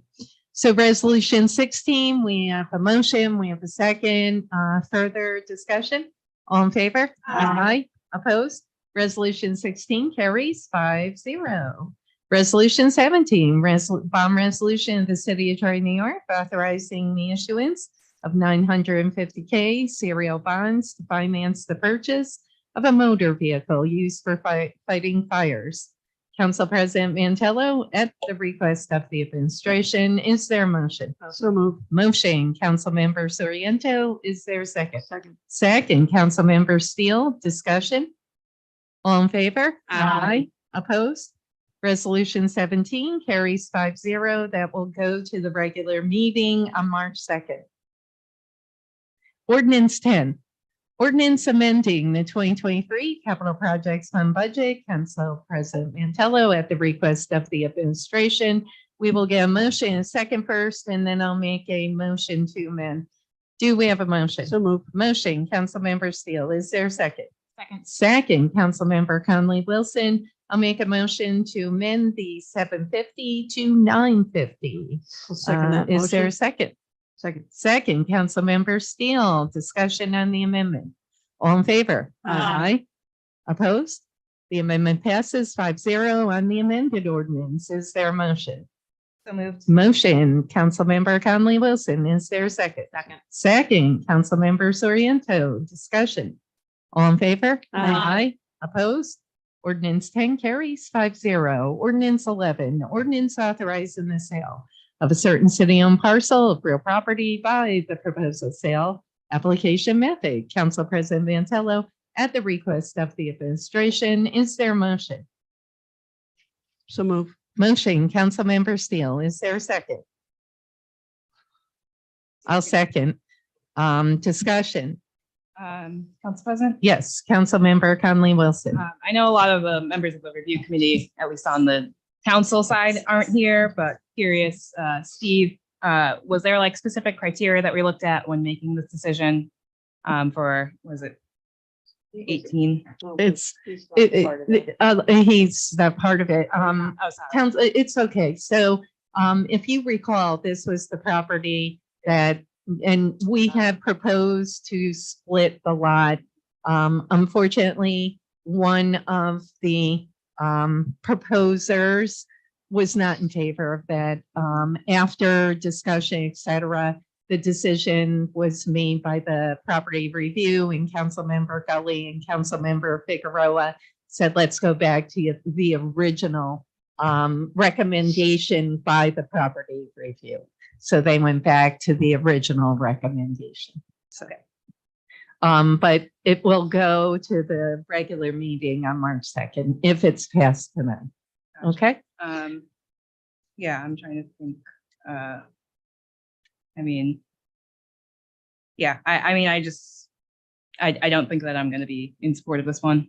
Okay. I don't think that, I think it would make more sense to split it. Like Jean was trying to express to the council, however way we want to split it. I would really like to see this like split. This is in my district and I'd rather see both parties be appeased. I understand the desire to want to go with the recommendation and all of that, but it doesn't Yeah. feel right to me. And, if I would offer a motion to amend this if that was, if anyone was in support of that. If but- I could jump in before you make that motion, one of the reasons, I guess, the way the land is sloped, it would have cost, not the Krugers, but the original recommended, the ones who are being recommended this evening, I'm told it would have cost them much more money with the split because of the slope of the property and to bring the slope up, and that there were many costs associated to that split that would fall upon that particular property owner. So, I mean, I don't know. That's kind of what's being relayed to me. And then on top of it, there were other complex issues with the appraisal if you're to split it, and would it even get through the Corp Counsel's office within the next year, things to that nature. So I don't, certainly talk to Councilmember Gully and Councilmember Figueroa, but so saying that, just so. Okay, further discussion? All right, all in favor? Aye. Opposed? Nay. Okay. And we have 2 weeks, Councilmember Conley Wilson, so it's not a done deal tonight. Okay, this will go to the regular meeting. Ordinance 11 carries 4-1. Ordinance 12, ordinance authorizing discontinuance of the public right-of-way known as Canal Street between Franklin Street and 3rd Street in order to expand the Canal Street Park. Council President Mantello, at the request of the administration, is there a motion? So moved. Motion, Councilmember Conley Wilson. Is there a second? Second. Second, Councilmember Men. Discussion. Council President. Yes, Councilmember Soriento. This sounds great and all, but my main concern is the safety of the residents there, of the children, and of the fire truck, a delay in their response if we do close this. So I just. Quorum. Huh? It was asked, just full disclosures. We have a quorum. 5 is a quorum. 4 is a quorum. So somebody had asked, you shouldn't be voting. We have a quorum this evening. So, yeah. So I kind of wish that Eric was here so he could, really let me know if this is gonna. I am being told that ordinance 13 will, actually ordinance 12 and 13, will need 6 votes, 2/3. So we're going to have to lay them aside. I'll have a finance on March 2nd. Okay. So I will lay aside as the sponsor ordinance 12, ordinance 13. We need a 2/3 vote, which is like 5 point, et cetera. We need 3/4. So we need 6 votes. And so saying that, I'll lay these aside. Okay. 12 and 13. Thank you. And thank you, Maria. Thank you. All right. Resolution 14, resolution proclaiming March 2023 as Women's History Month in the city of Troy. All of us. Is there a motion? Motion, Councilmember Soriento. Is there a second? Second, Councilmember Conley Wilson. Discussion, I will read that in full at the March meeting. All in favor? Aye. Opposed? 5-0. Resolution 14 carries. Resolution 15, resolution appointing commissioners of deeds for the city of Troy. Council President Mantello. Is there a motion? Motion, Councilmember Soriento. Is there a second? Second, Councilmember Conley Wilson. Discussion. All in favor? Aye. Opposed? All right. Resolution 15 carries 5-0. Resolution 18, resolution of the Troy City Council scheduling a public hearing in connection with the discontinuance of Northern Drive from 5th Ave West to New Turnpike Road AKA New Scotticoke Road. Councilmember Gully at the request of the administration. Is there a motion? Motion, Councilmember Conley Wilson. Is there a second?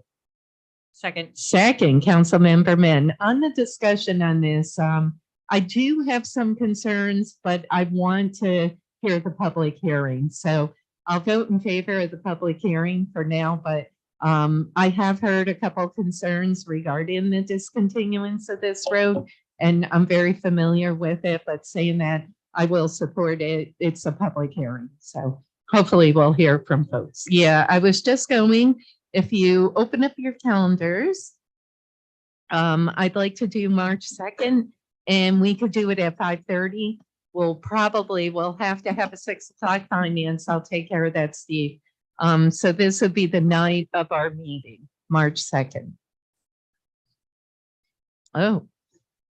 Why? Oh, you know why? Because that's our finance.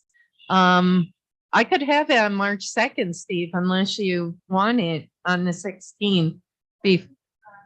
No, the 23rd. 23rd is.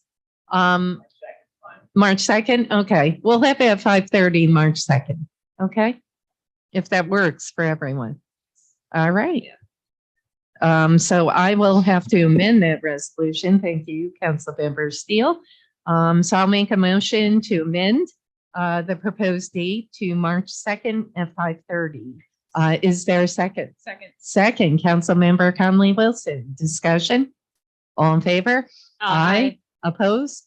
Amendment carries. The amended resolution. Is there a motion? So moved. Motion, Councilmember Conley Wilson. Is there a second? Second. Second, Councilmember Min. Discussion? Are you calling for the public hearing on the second? Does the city council has to call for the public hearing? Right. This resolution is scheduling the public hearing. But the city council would have to vote on March 2nd to schedule the public hearing, not the finance. I'm in the finance committee right now, right? Yeah, we're in finance, but the body has the public hearing, the date in it. So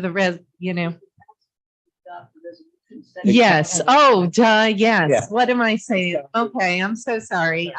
I'm sorry. Thank you, Steve. Okay. So yes, the 23rd. That's why. Thank you. I'm very sorry. Very sorry. All right. So I withdraw my amendment.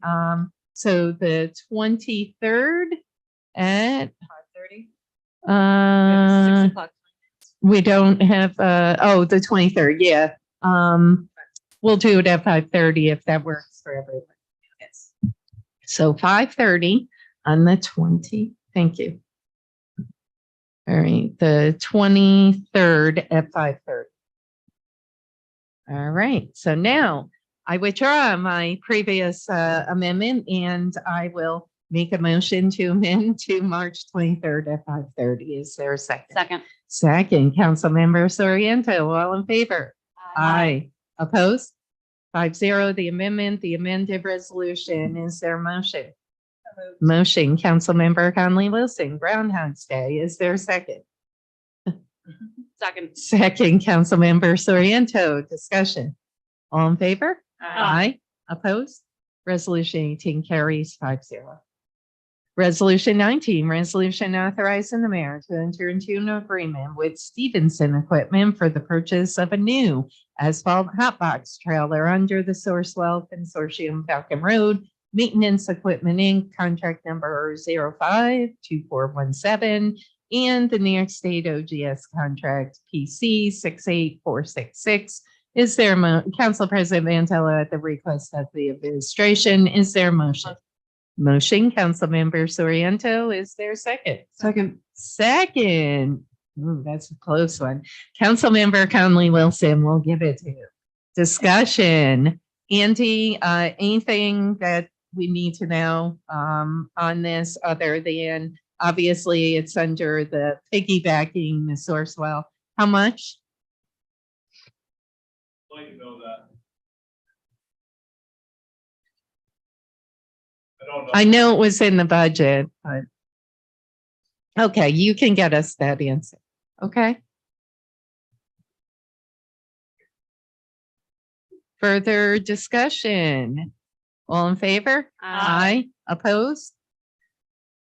Resolution 19 carries 5-0. Last but not least, Resolution 20, resolution authorizing traffic flow changes on Hill Street and Liberty Street.